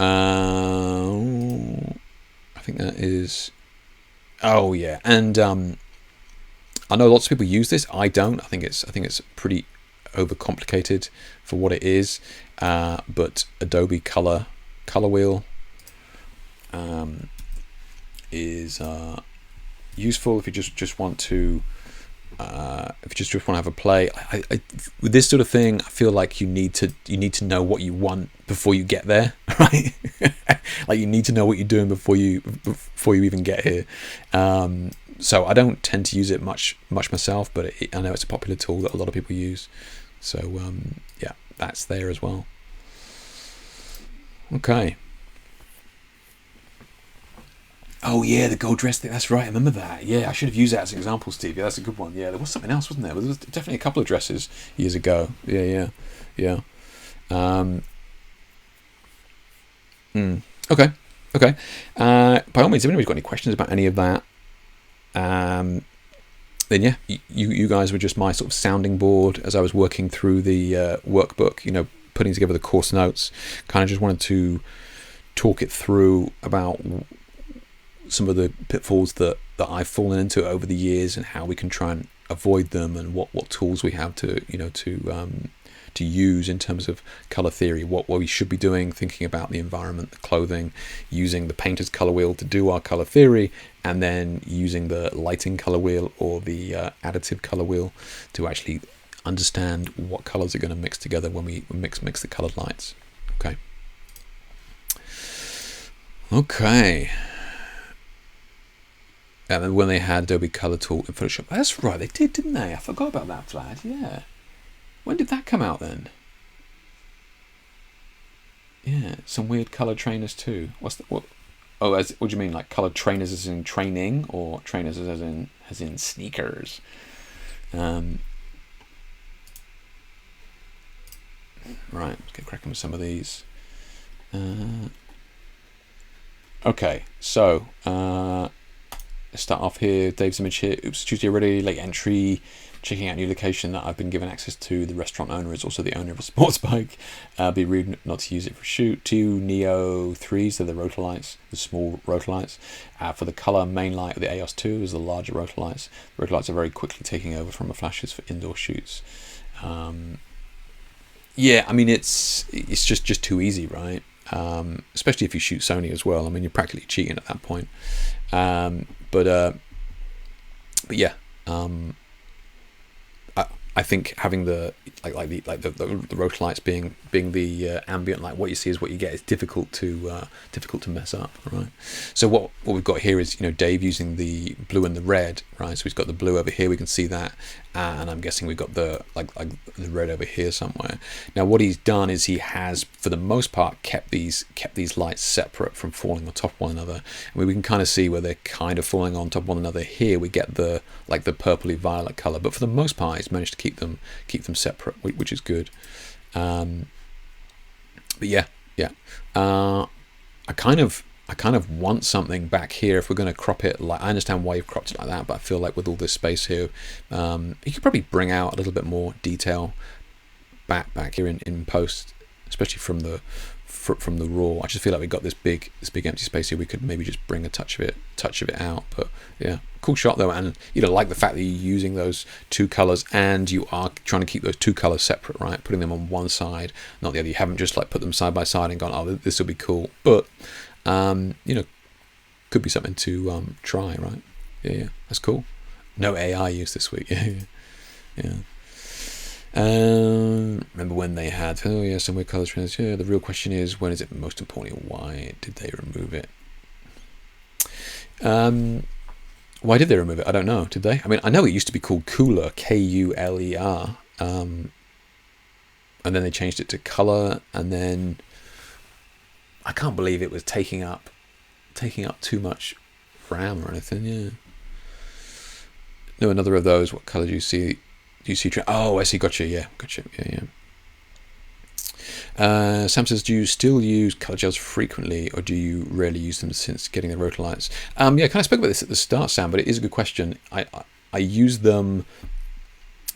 Basically, the rotor lights have a huge range. They got 16 million colors, right? So it's very useful for shoots where I'm kind of fine-tuning the color. I did it a couple of weeks ago where I was fine-tuning the blue. Well, I was using the red and I was fine-tuning the blue with it. And I've got a couple of blue gels here.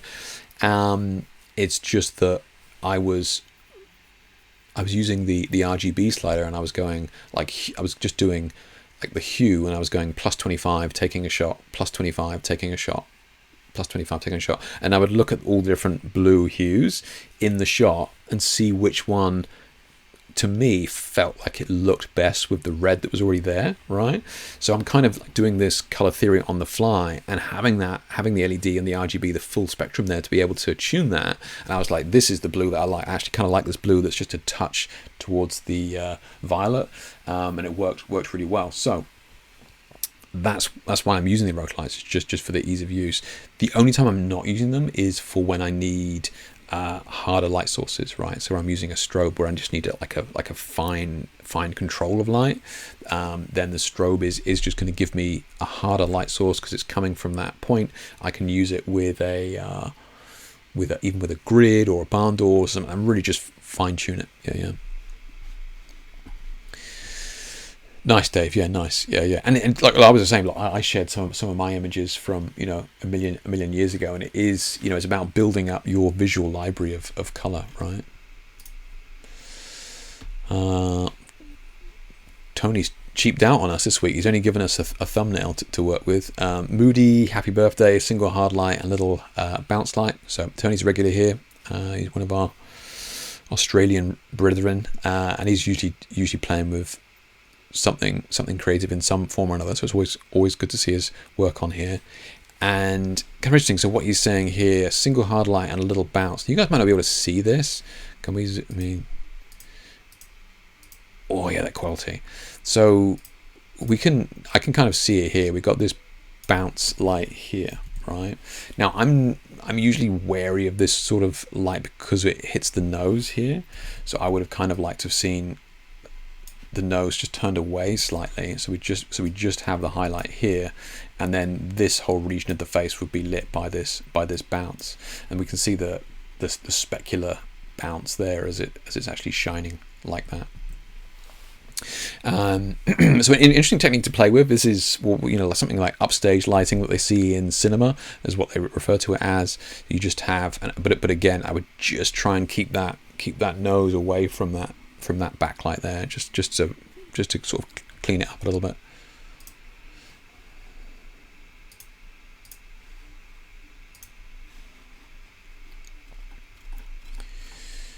So we got Visal here. You're an inspiration to me and do different colored lighting. This is what I've tried to be like it. Thank you. Yeah, appreciate that. And so here we go. So this is a good example, right? These sort of more of these pastel-y colors. We've got this nice pastel-y sort of bluey pinky color here mixed with these softer pinker colors here, which is really nice. Yeah, so we've got more of a wash of color as opposed to it being the very more aggressive saturated color, because this is the same colors to a certain extent, right? Red and blue, and red and blue, but more of a pastel-y vibe. This is really cool. Yeah, love this blue, and using something reflective like this to bounce a lot of the light back. We get these nice beautiful specular highlights, which is really nice. Also love the fact that you're shooting through something, have that foreground feature, these creating this bokeh here. This could be a wine glass, ashtray, could be something more expensive than that. But yeah, I love shooting through this. Having that foreground element is really nice. Just be kind of mindful of like the aspect ratio here, in maybe just trying to just come in something like that, just to tighten it up a little bit, get rid of some of this space up here, and just really making a feature of her, just putting her eyes at a third there, and just really coming in, having this foreground element just really just poking in like that. Just maybe a recrop, just maybe try it, see if you like it, but it could just tighten up the image a little bit. But yeah, overall, love it. Yeah, love the colours. Yeah. I see all colours except Pantone colours. Yeah, exactly. Yeah. Cheeky bastards, aren't they? So image from Alex here, home studio, 2 Yongyo YN360. Oh, LED light bars. Interesting. Can't remember the camera settings, but still have the light bars. Yes, just throwing them out. Okay, yeah. So, okay, so I love what we're doing here in terms of the color combination, right? I love the orange and blue. Look, you know I'm a big fan of that. Everybody's a big fan of that. Difficult not to like the orange and blue. So this is really nice. So there's a couple of things maybe want to look at here. And from what I can tell, we've got the lights below the model's eye line here. So it's looking like we got maybe a light here and, maybe a light down here. And the reason I say that is because we're casting kind of shadows up the face. So we can see that we have the orange underneath the eyebrow here. That definitely means that light is coming up, right? And it's the same here. So we're actually casting these highlights on the underside of the cheekbone, and then we're casting a shadow on the top of the cheekbone. So I love the theory behind this, love where you're going with this, and I kind of really like the fact that she's emerging from this dark shadow. What I would say is it's again, next time, just bring these bars up here, right, and kind of do the same thing, but from here. So now we'll have, especially if we just have like kind of a Rembrandt lighting, we'll have like maybe an orange pocket here, and then we'll have shadow underneath like this. Okay. So just maybe a little bit more flattering. We're thinking about lighting from above. We see each other day to day being lit from above. We've spoken a lot about color and the semiotics of images that we take in. How is that affecting how we perceive images? And lighting direction is one of those as well. We are used to seeing human structure being lit from above. We're outside, the sun's above, we're inside, lights on the ceiling. We're used to seeing faces being shaped from above. Now you can light from below. It's just will give your character a little bit more of a sinister look. You see it in cinema. They'll have maybe like a mean guy, on his desk or something like that, and he's got this white notepad in front of him, and you'll see that they're kind of bouncing the light off that notepad, and he's kind of being lit a little bit from below. It's subtle. It's not hammy horror stuff. It's subtle, but you'll see them doing it. Or you'll see like the bad guy sat next to a fireplace, right, and the fire will be below him, and you'll see him being kind of lit from below, right? It's just subtle things like that in cinema that they do a lot, from lighting from below, and it kind of triggers us to be like sus, so yeah, if you're looking for that kind of that beauty, just get those lights up a tiny bit higher.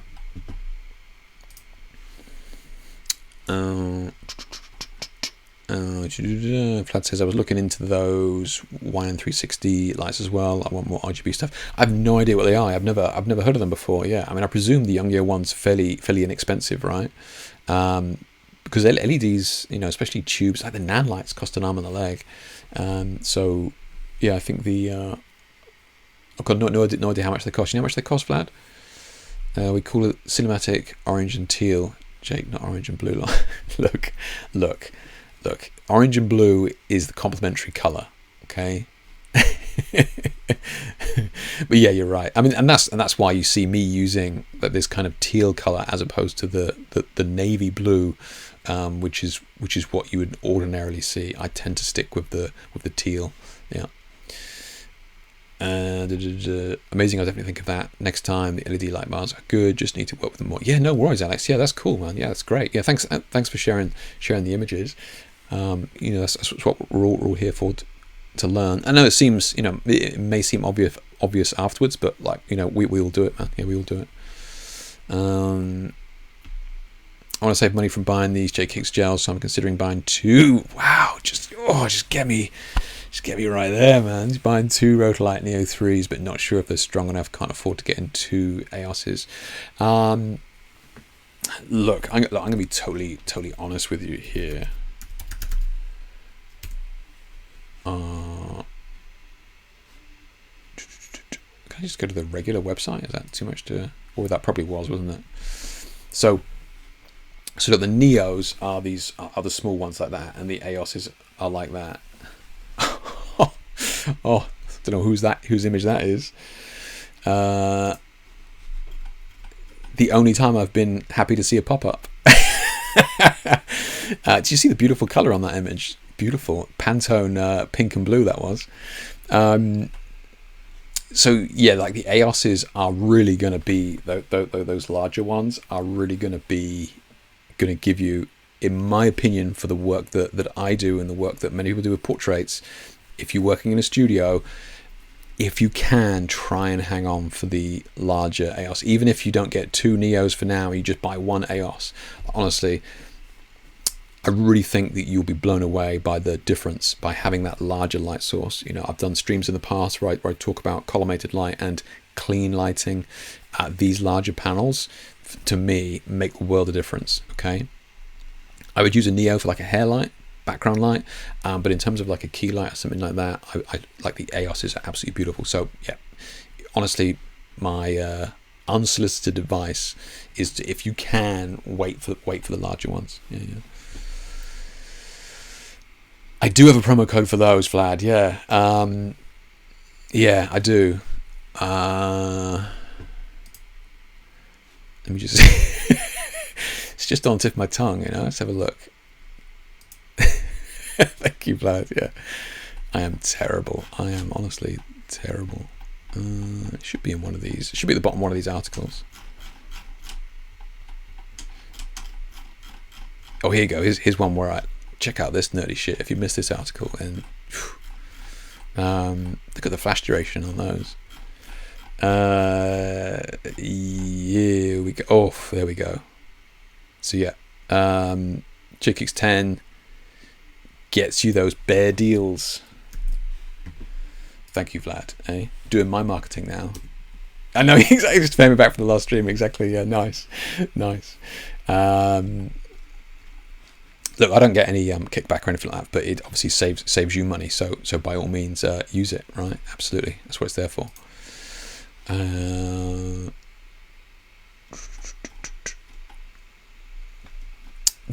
know Anubhav uses them, but I think he's sponsored by Nanlite now, because I think he was using regular like LED tubes, or even I think it may even be homemade LED tubes. And I think Nanlite were like, look, if you can make those amazing images with like those DIY lights, imagine what you could do with our lights. So I think they reached out to him, and now I think he's testing them. But yeah, you're right, they are pricey.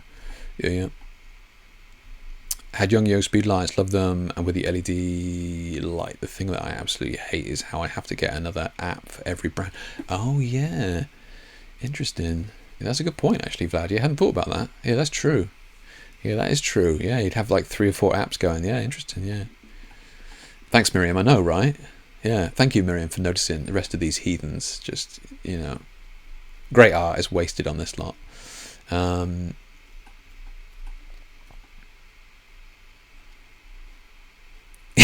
Yeah, exactly. Well played, Nubov. Well played. Touche, mate. Touche. Yeah. Love it. I actually got Steve's shot in here. I remember you showed me this on Instagram, Steve. Yeah. Okay, here goes. First shooting about a year. Worried that I've become brainwashed by Instagram edits and went a bit heavy-handed with this one. Didn't really matter anyway. The model plastered it with Instagram filters. Yeah.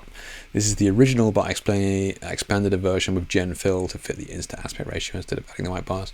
Yeah, true. Yeah, I mean that's good use of it for sure. Yeah, just to make it Insta ready. Yeah. Okay, this is cool though. And again, was it cinematic orange and teal? Definitely got those colors here. Again, we have these beautiful warm wood color, tan legs. Orange top. Even turning some of these buildings back here a little bit warmer as well, and then like the shadowy area here is teal. I'm not going to go into this, but this is fascinating to me. How, okay, long story short, if you take a folded piece of paper outside in direct sunlight and just like fold it like that, so the sunlight's hitting it, one side will be blue and one side will be orange, right? This is because like those colors are in nature the whole time. So this is why we love the orange and teal look so much is that we see it in nature, so it kind of like resonates with us. So yeah, this is beautiful, beautiful color grade. Really tightened up the color palette on this a lot. I think it's a really tight color palette. I think it works really well. I'm normally not a big fan of heavy blocks of dead tone here, but I think it's actually fine. The legs are really clearly defined against it. I think it actually works. I think it actually works well. Plus we've got some kind of shadow up here that is balancing it out. Even these trees poking in here is balancing out. I think it's really cool. Yeah, really nice, really cool. You need an old light to trade up. Yeah, that's right. I was talking to like the CEO of Roast Light the other day, and he was saying, so what's this trade up program then? He's saying, yeah, we'll take any light, any of your old lights, and you get, so I think if you trade up an old Roast Light, you get 25% off. If you trade up, like, I think it's 35% off, sorry, if you trade up an old Rotor Light. If you trade up any light, you get 25% off. So I said, how is that working out? He's like, yeah, we just got a warehouse full of Pro Photo kit here at the moment. It's just all the trade ups. So it's like, that's nuts. Yeah, I mean, fair play to them, it's working. People are trading in the old lights. Yeah, it's nuts. Yeah, definitely check it out. Yeah, in fact, I'm doing I think I'm allowed to talk about this. But yeah, they've asked me to do a series of videos for them because I think they've extended the trade up program until August. So I'm going to be doing 3 videos with them in a couple of weeks' time, lighting setups using the Rotor lights and stuff. Yeah, it'd be good. Yeah, it'd be cool. Exactly, Nubib. Yeah, exactly. Yeah, beautiful shot there.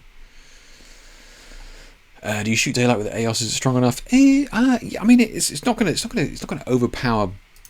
It's not going to overpower direct sunlight, but then kind of nothing is. And this is the I use it in conjunction with daylight. So this is daylight, and I'm using the rotor lights to add the orange in here, which is not orange. It's like Kelvin. It's like 2000. No, what is it on the? Was it 10,000 Kelvin on there? Whatever it is. Yeah, like the warm Kelvin in there on this side. So here as well, using the rotor lights in outside. So there's a rotor light up here, casting light in here, and I've got a rotor light here, lighting her there. So in answer to your question, yes, I do use them outside, but it's not going to overpower the sun. Yeah.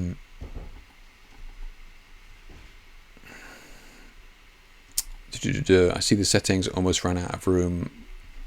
1800. Oh, is that the shutter speed? Oh, I'm sorry, I skipped over that. It's my bad. Oh yeah. Whew, that is a bright day, man. Oh, because you're shooting at f1.8. Yeah. So, do the Sonys have inbuilt ND filters? Because I'm not sure if you're aware of this, but Nikon enables you to go down to, like, what is it, ISO 25, was it, maybe even lower? So you can get an extra 2 stops of darkness from the ISO values of the Nikon. Joking aside, it was one of the things that I considered over the Canon at the time, because Canon was just, I think it was 100 ISO, and Fuji is 200. But the Nikons allow you to go like super dark in camera, which is really cool. I'll take some of the stuff they had in the warehouse. Mate, having a big bonfire, mate. Yeah. Pro Photo sponsored bonfire night. It will not beat the sun or strong diffuse sunlight even with flash unless you can get it above. Exactly, yeah. If it's going to be like direct sunlight, then yeah. But 4 newer 480 RGB to like a Fulton rotor lights and nan lights. Yeah, I mean, better to have something than nothing at all, right? You know, get learning, and then you can always trade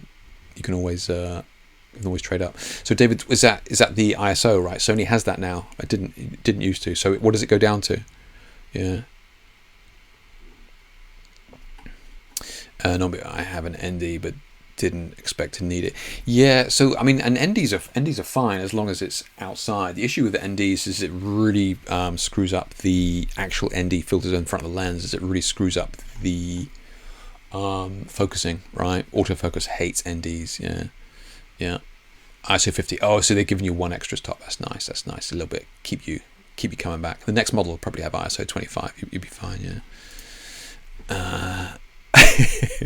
Shots from Wibbly here. Home studio model is Daria, 2 Godox lights. Oh, it's just 2 lights. Oh, nice.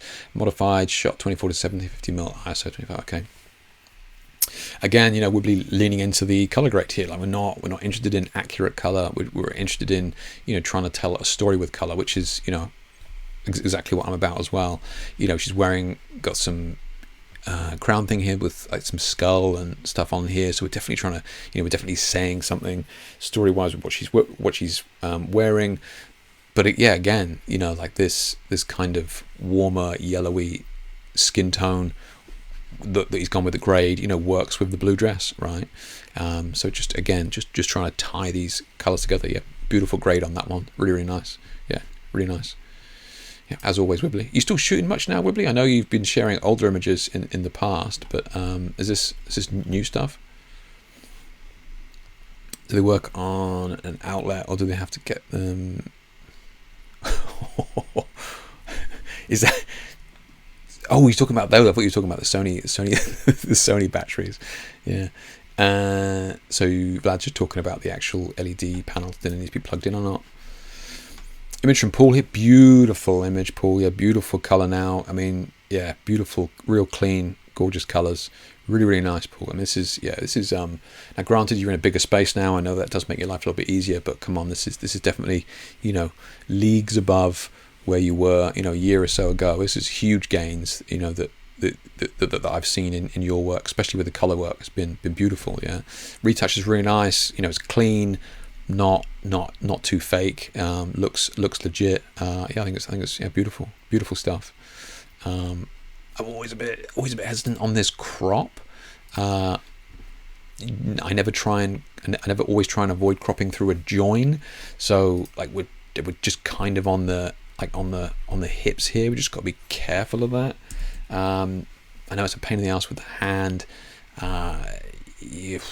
Yeah, it's kind of a tricky one. I would like to see a little bit more further down the thigh. Oh, you can't see it on the screen there. In fact, what you're seeing on screen is probably a better crop. Let me just get rid of this.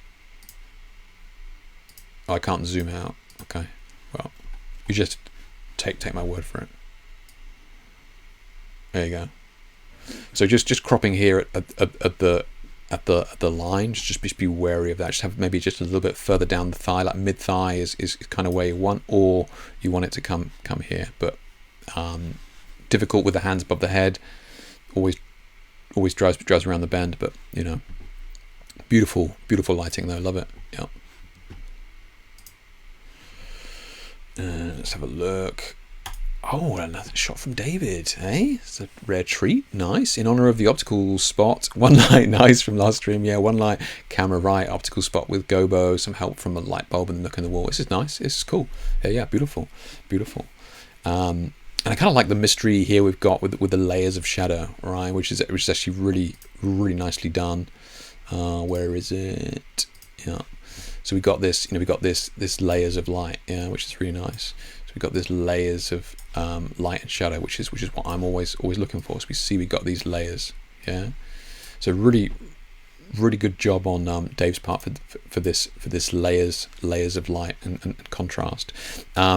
One thing that I kind of want to do here is obviously she's kind of being lit from, because her head's like this a little bit, she's kind of being lit from below.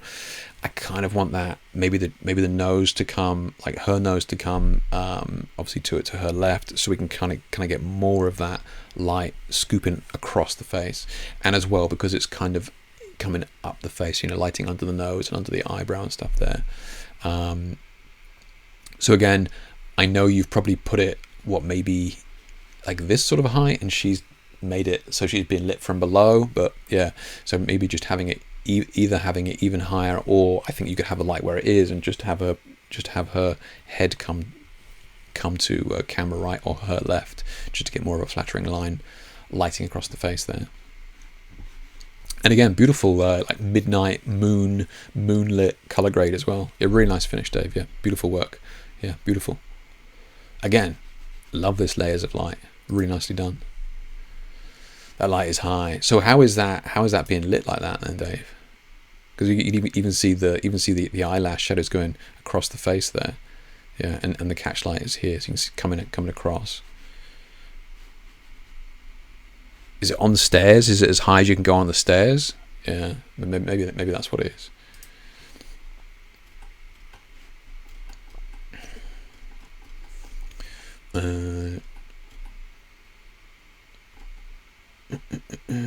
Just check out. Not you guys are just having a. It's a lot. Seems to be a lot of marketing going on in the chat. Let me give me 2 seconds. Let me check I'm not missing anything. Shots fired. Sorry. I buy rotos now and they release more powerful versions next year. I lose all my hair, so I think I would just keep using the gun to keep buying the JX shells. Yeah, I mean, yeah, like LEDs are like that's going to be the same for any LED company though, Sam. I'll be totally honest with you. Yeah, I mean they're getting brighter every year. Yeah, and I have no doubt that Rotolight will bring out brighter ones as well, same as all the other companies. So yeah, you're right to think that. Yeah. A week ago, Daria was visiting from Canada. Oh, this Daria. Oh, okay, cool. Oh, this is a recent one. Nice. Okay, brilliant. Yeah, A9 goes to 130,000 to get that darkness. Jesus, yeah, that is wow. Yeah, that's crazy. I suppose that's the benefit of not having that shutter flapping about like I do. I don't know what mine is. Probably the highest it goes is 500th or something. Loving the scrim, a beautiful tonality, Paul. Yeah, absolutely beautiful. I'm telling you, man, scrims are slept on. I've been banging on about them for years, and people say, oh, I still love my softbox.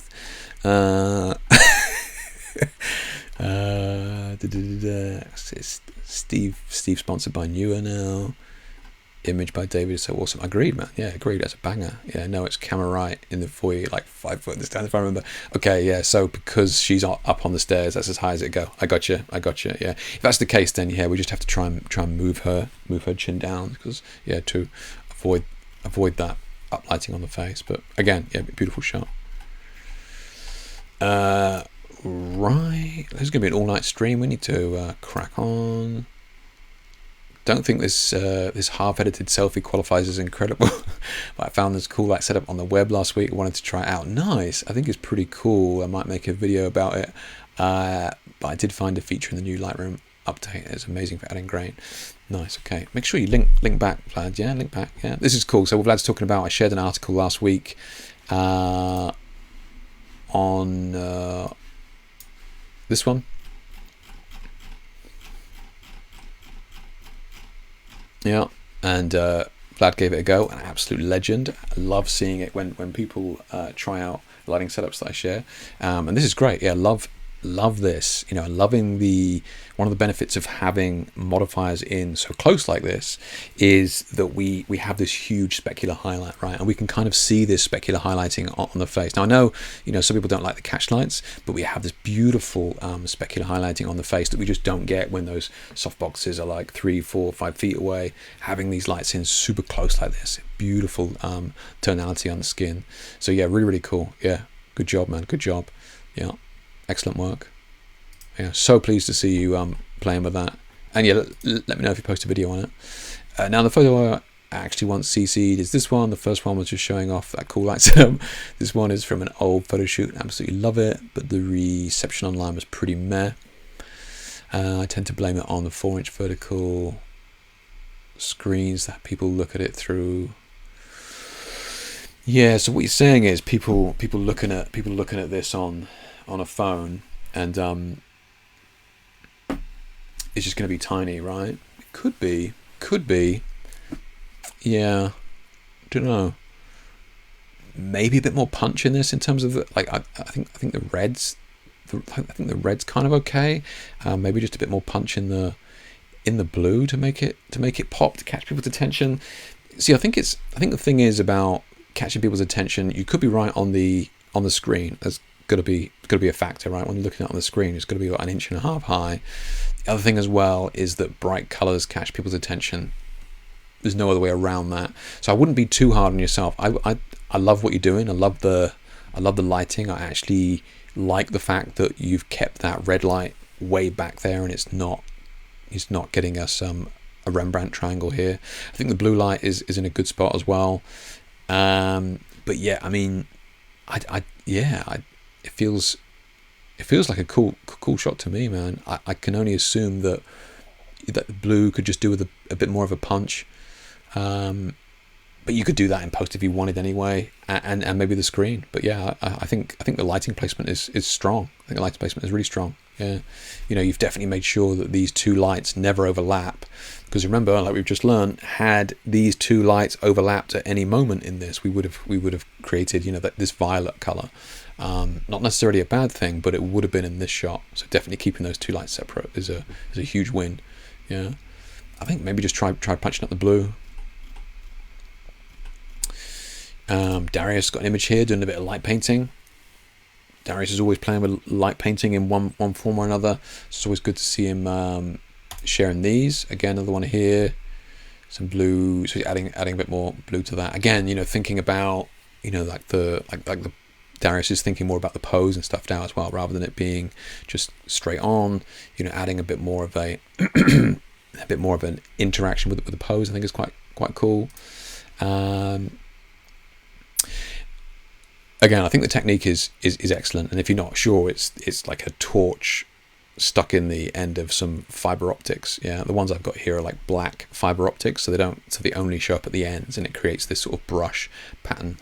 And yeah, very cool. Just watch out in terms of it being like overexposed. So this is brush technique of keeping the lights moving enough so they don't overexpose.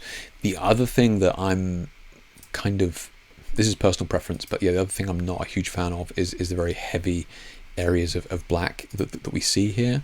I feel like you could have a very subtle light in there just to kick in some of those shadows, to fill in some of those shadows just a touch. Yeah, but this one's really cool. Like these fiery light trails with the oranges work really well, and I like this kind of more of a dynamic pose. And you're actually cleverly cutting her out against the background here by having this light back there, which is kind of cool. Like had this not been here, she would have just drifted off into the background and we wouldn't know where she ended and where the background began. So I think this is a really nice touch. Yeah, really cool. Light painting is so fun though, man. Yeah, it's always good. Oh, more long exposure. Here we go from Mandy.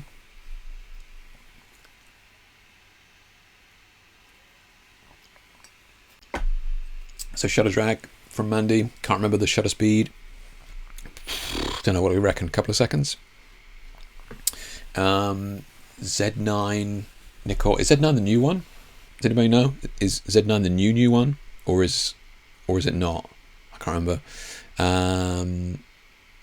So we got a you don't know that one. T120 Pro telescopic RGB light tube. So more light tubes. Interesting. Godox LC500 RGB light tube. Okay. Strobe behind the subject and fired a flash, left modeling lamp on, still learning. This is really cool. Yeah, again, gorgeous colors, man. Yeah, love this color. These colors are the peach and the pink. Really nice. Yeah, great choice of colors. So I'm not sure. So is there a flash in here or not?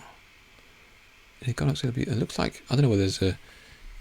Oh, there we go. Strobe behind subject and fired a flash left. Okay, so that's how we're creating just a little bit of crispness on the face here, and then we're moving these tubes. But I think this is really nice. Yeah, it's really nice.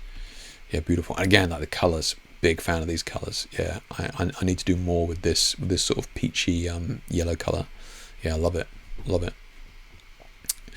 And congrats for playing with long exposure. It's tricky. It's a lot to get your head around. There's a lot going on. She's moving, you're moving, lights on, flashes on, dark room.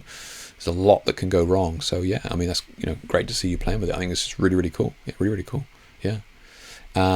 Again, just in terms of just a little bit of feedback, if you don't mind, just thinking about where the pose is going to be, and just lighting up the nose.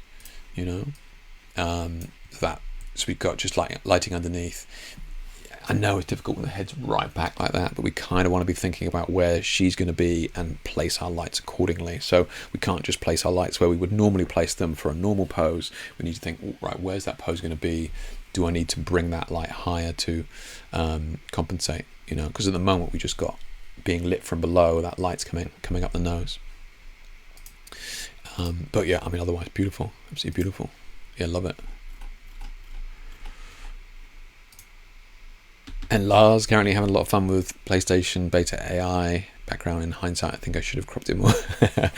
So yeah, Lars is playing with the generative fill here. So he's got his model image, maybe cosplay outfit, something like that. With the, I don't know what this is. I'm not up on the superheroes, but I presume this is steely blue Spider-Man. Somebody will have to tell me what the grey Spider-Man is. And then he's kind of taken that and, given it a futuristic background. And that's pretty cool. I mean, you got to think like this generative fill thing just enables you to do things that are just not going to be possible, right? Unless you've got set builder and all that sort of thing. Kind of interesting as well, whether Lars has done it or Photoshop has done it. It's trying to match the tonality. Whether he's gone, it needs to be steel blue, teal, whatever, generative fill, or it's gone, right, this is the colors in the shot. I want to make sure that it's in there. But regardless of how you got there, yeah, definitely the colors are working well together. Yeah, it's cool. Yeah, I suppose what Lars is saying about the crop, I mean, yeah, I don't know, there's enough going on. I mean, I don't know, I guess you could crop in, but I don't know, kind of an interesting background. I think you can get away with it. Yeah, cool. Glad you're having fun with it. That's what it's there for. Yeah, create something. Here we go. Look, save the best till last. Here he is. So Anubiv here, our resident nanlite professional. Just single color this time. Canon EOS RP RF 35mm. I love the fact that you guys give me all these fancy words I don't know. 4 nanlite Pavo tubes 15C2. Okay, so those I know. See, lights, you can talk about lights, I know lights, but cameras no. So location, my bathroom, BTS lights up in there. So yeah, Anubiv, always super colorful stuff. And if you were here earlier on the stream, I mentioned that he was doing some creative stuff with DIY lighting, and nanlite would like, whew, check out what you're doing with those. Imagine what you could do with the proper gear. So he's got all these nanlite tubes that he's been playing with recently. And he's saying here he's just using the single color tone. I don't do this hardly ever, actually, which is just use a single color. Maybe I should try it. Maybe I should try and do something with it, play with it. Yeah. Interesting project. But yeah, so playing with the single color, and then he's using kind of the highlights and that sort of stuff here. I kind of like this really foreground element here that he's brought in. Or is that just a real bright white light on the background there? Let's have a look. So we've got the architectural blueprints for Anubiv's bathroom, if you want a bathroom like that yourself. So he's got one light back there. He's got 2 at the front here, and he's got 1 over there. All right, let's have a look again. So he's got... Oh, here we go. Oh, so back there. Ah, okay. So it's back under. It's back there. I can't see it there. I can see this one. Interesting. Okay. She's come around there. Okay. I'm going to hit play on this, Anubiv. I trust you. I'm about to get cancelled live on air. Don't. Right, that's enough. Okay, so what Anubiv is. So he's got the app here, and he's been able to change the four tubes from there.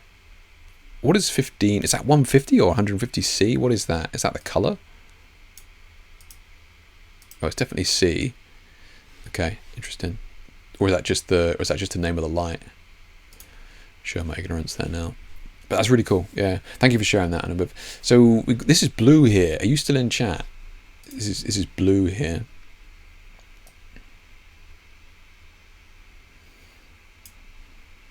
You removed it with backlight. It's an AI generated foreground. Okay, so I was like, what on earth is going on with these reflections, man? Yeah, interesting. Because I was like, so that looks like it's in the foreground, and then the bath cuts through it. I'm like, what? So okay, yeah, only nerds like me would notice that. But you've removed the light that's on the bathtub. So so it's blue here. Did you not like the blue? You just bottled it on the blue. I mean, sometimes, man, that's the way it goes. 15C is the name of the lamp. Gotcha. Okay. Had to. Oh, so this is Lars' image we were just looking at of the Spider Woman, and he's saying that had to add a color look to the model. Gotcha. Okay, so he's kind of taken the background that Photoshop's given him, and he's kind of balanced the model to it. I think it's done. Yeah, I think it works well. Yeah, works well. This is one of my first attempts. It's AI generated foreground. Noob of, hey, I thought you were one of us. You betrayed us. Remove the AI backlight, which is the name of the light. That video. I know Steve, right? I thought Noob was about to get me cancelled then. BTS was taken when I was trying. Blue was a key light. Gotcha, yeah. So, hey, look, and that's the thing, right?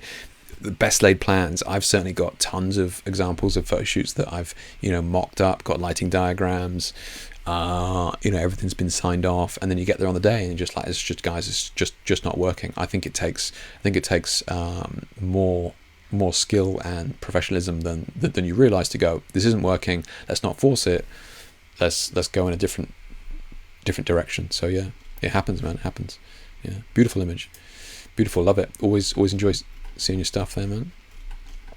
Let's see, just check. Thank you. So all good, David. All good, mate. Yeah, all good. Love seeing your work. I know you're super busy, so I always appreciate it when you drop by. Z9 is the best one, the new one that you see everywhere. I thought it was a new one. Yeah.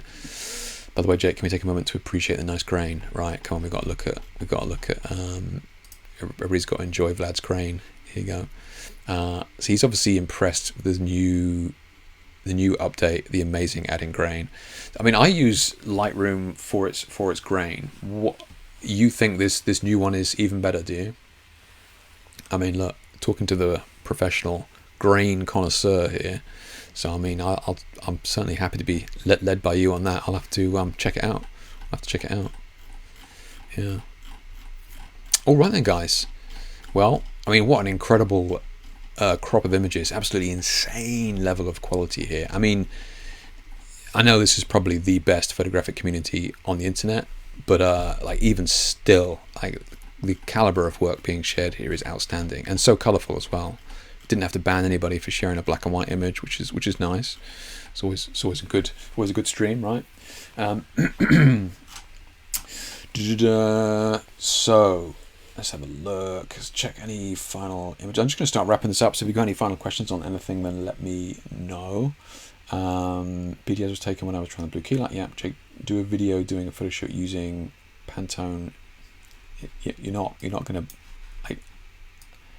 why is it how many of these comments am I missing, Facebook? What was that about? So Jake, do a photo shoot using Pantone color of the year, Viva Magenta, please, it would be hilarious. I'm just not sure I've paid enough to be part of the Pantone community. How do you use grain? I'm just using the grain here, right? You guys can see, you can see it here. So I'm just using the grain here, right? And this is just Lightroom grain. Yeah, just Lightroom grain. Yeah. Unless you're asking Vlad, then I'll let Vlad answer. Yeah. That's just not my grain. Your nice grain, but the new grain is so good. Okay, yeah, that's what I was using. Yeah, this is the grain coming from the Lightroom. Yeah, I have to say, I thought it was pretty cool. Yeah, thank you. Yeah. I was tempted by black and white. Paul, look, you're on your final warning as is, mate. We love you, but let's not go down that road. It's a slippery slope. Do you think that there is such a thing as too much color gels? 100%, Miriam. Yeah, he's 100%. Yeah, you see it. You see it a lot when people start playing with it. When I originally released my color gel tutorial, there was a lot of photographers who kind of jumped on the bandwagon and quickly released videos using color gels. One of them, a couple of them are very, very famous, and they were, sponsored by big lighting companies and that sort of thing. And they had like 6 or 7 broncolor colored gels in there. It just looked horrendous. So I use that as, because when people ask me that, is there too much, that always springs to mind as being, yeah, the colors need to be separated, they need to be clean, and like they need to be abiding by that color theory, right? They need to be pleasing to us. So yeah, you can definitely have too many. Rule of thumb, keep it to 2 or 3, right? If you can do more. Usually you can get away with more if you're in an environment, right? So you're shooting in an environment, you can get away with doing more maybe, but for the most part, if you're in a studio, 2 or 3 is going to be a good place to start. Yeah. You can use luminosity masking Lightroom to add grain now, so you can make it more grain in the highlights, like the real deal. Ah, interesting, Vlad. Okay, wasn't aware of that. I have to look at that. Yeah, thanks for that tip. Yeah, playing the Set Life software already, amazing to see what it can do. I know, Alex. Yeah, right. It's super useful. Super useful. Yeah. Stevie, I found Lightroom ACR grain so easy. ACR? I'm just being dumb. Need to show Rotolite and Nubiv's app. Get them to sort their app out to use multi-lights. Your light's dropping out, Dave. Yeah, mine do drop out as well. Yeah, I do hear you on that. Yeah, I will mention it to them. Yeah, it's Vlad related to the Yorkshire Cliffs. I don't even want to know what that means. Yeah, I jumped on too late. I'm in Australia. Hey Mandy, no worries. Yeah, we went through your image, Mandy. Yeah, beautiful. Love the colors in this. Yeah, once the stream has ended, it will be saved, so you can by all means go back and watch it. Adobe Camera Raw, my brain. Yeah, thank you, Sam. Yeah, my brain. Yeah. And Steve. Yeah, sorry. I should. Yeah, I thought it rang a bell. Right then. So let's just do my last bit of promotional stuff here, and I'll let you guys get on with it. Thank you so much for hanging out, guys. It's been 2.5 hours. Appreciate it. Online workshops are still going. I still do a bunch of those. I had a couple over the weekend with some guys. One in Florida there, another one in Switzerland. So yeah, online workshops. Check them out.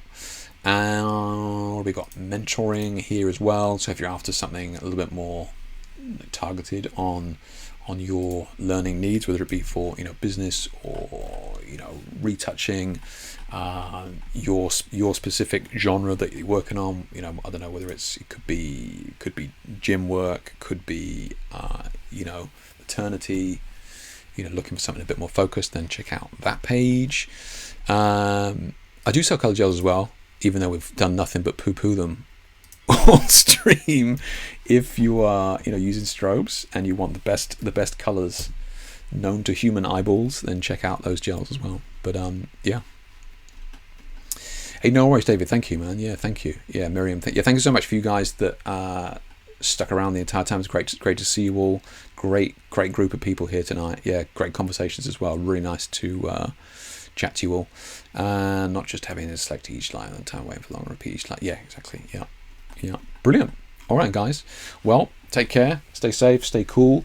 And I shall catch you again in 2 weeks. Take it easy, guys. Bye.